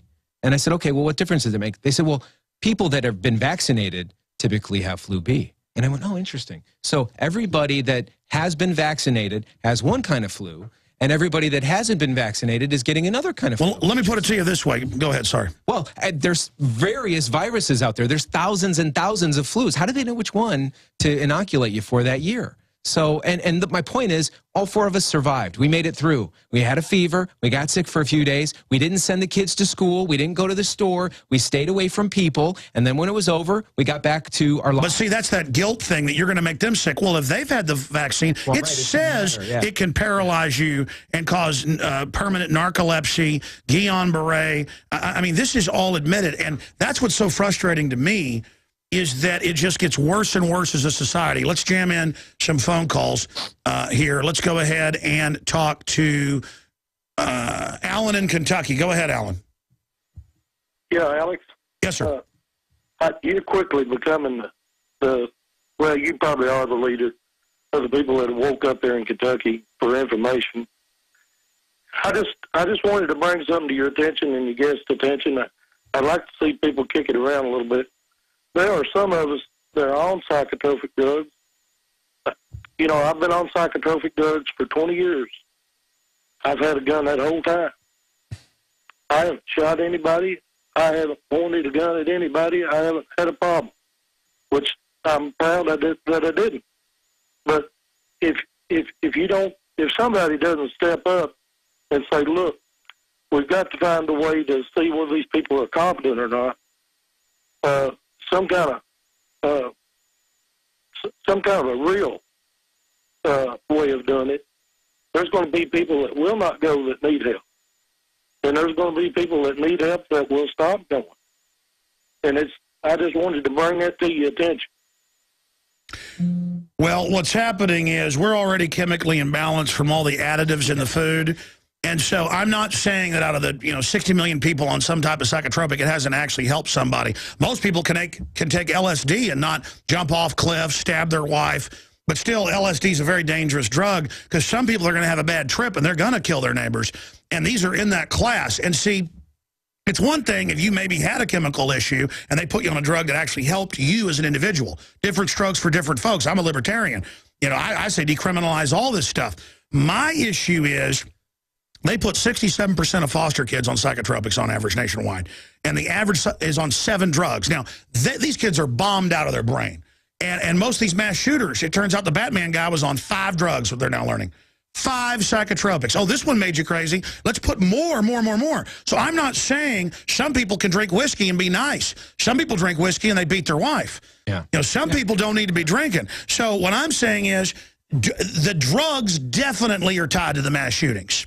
Okay? And so stop blaming my guns, an inanimate object. Start blaming high-powered drugs on it. Your comment on that? Well, yeah, it's people have said it before. You take away the cars then. Well, they could drive and they could have a problem. They could stab it. I mean, there's people that are on psychotropic drugs. There's mothers. Oh, these stories break my heart where the mother drives the car with the kids into the lake. We had that happen in Chicago a few years ago. Or chops their arms off with a meat cleaver, always on it. You can't, what are you going to do? Take everything away, put everyone in a rubber room? You can't do that. What you can do is start at home. Don't feed your kids garbage. Don't drug your kids up, and take care of a home court first, and then worry about other people. And notice how, exactly, notice how they're attacking the family right now. The family is the only thing in church that is holding things together. It's churches that go and bail people out of jail when they've been arrested for no reason. It's churches that were able, with the whole Hurricane Sandy, to hold things together. FEMA said closed for bad weather. I mean, it wasn't a joke. I mean, it's families and churches, and they're the things under attack. What do all you yuppies think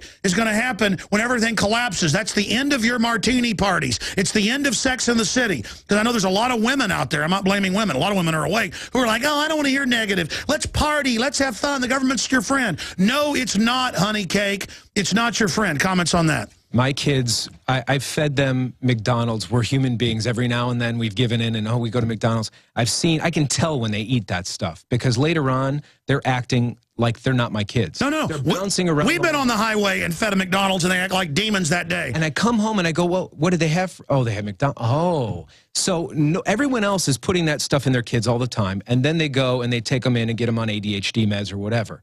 So take a step back, lead your family.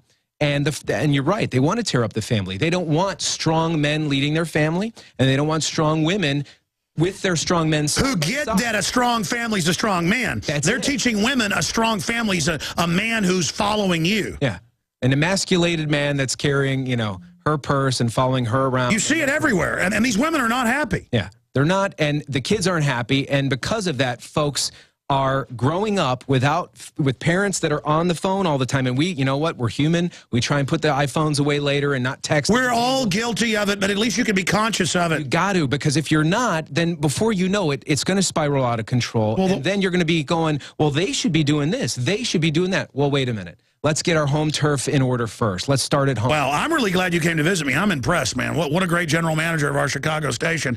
Thank you, Alan. We're not blaming anybody on psychotropics. Okay, I just that you shouldn't put young devil worshipers on it. Right. Because it's young devil worshipers in every case on this that do it. Let's talk to Josh in Wisconsin. Josh, you're on the air. Hi there, Mr. Jones. Hey, buddy. It's a pleasure to be on air with you. I know you ain't got much time. I had called you last month about a gun on, you know, Mr. Obama's thing and all this chaos, but I called you last month about it, and the day I got out of incarceration, I ended up, thank God, I ended up talking to you that day. And well, needless to say, I'm just hoping that I'd be able to get my gun back. I've been pinpointed for the last, you know, month. Yeah, what's happening is a lot of people are being arrested for petty things.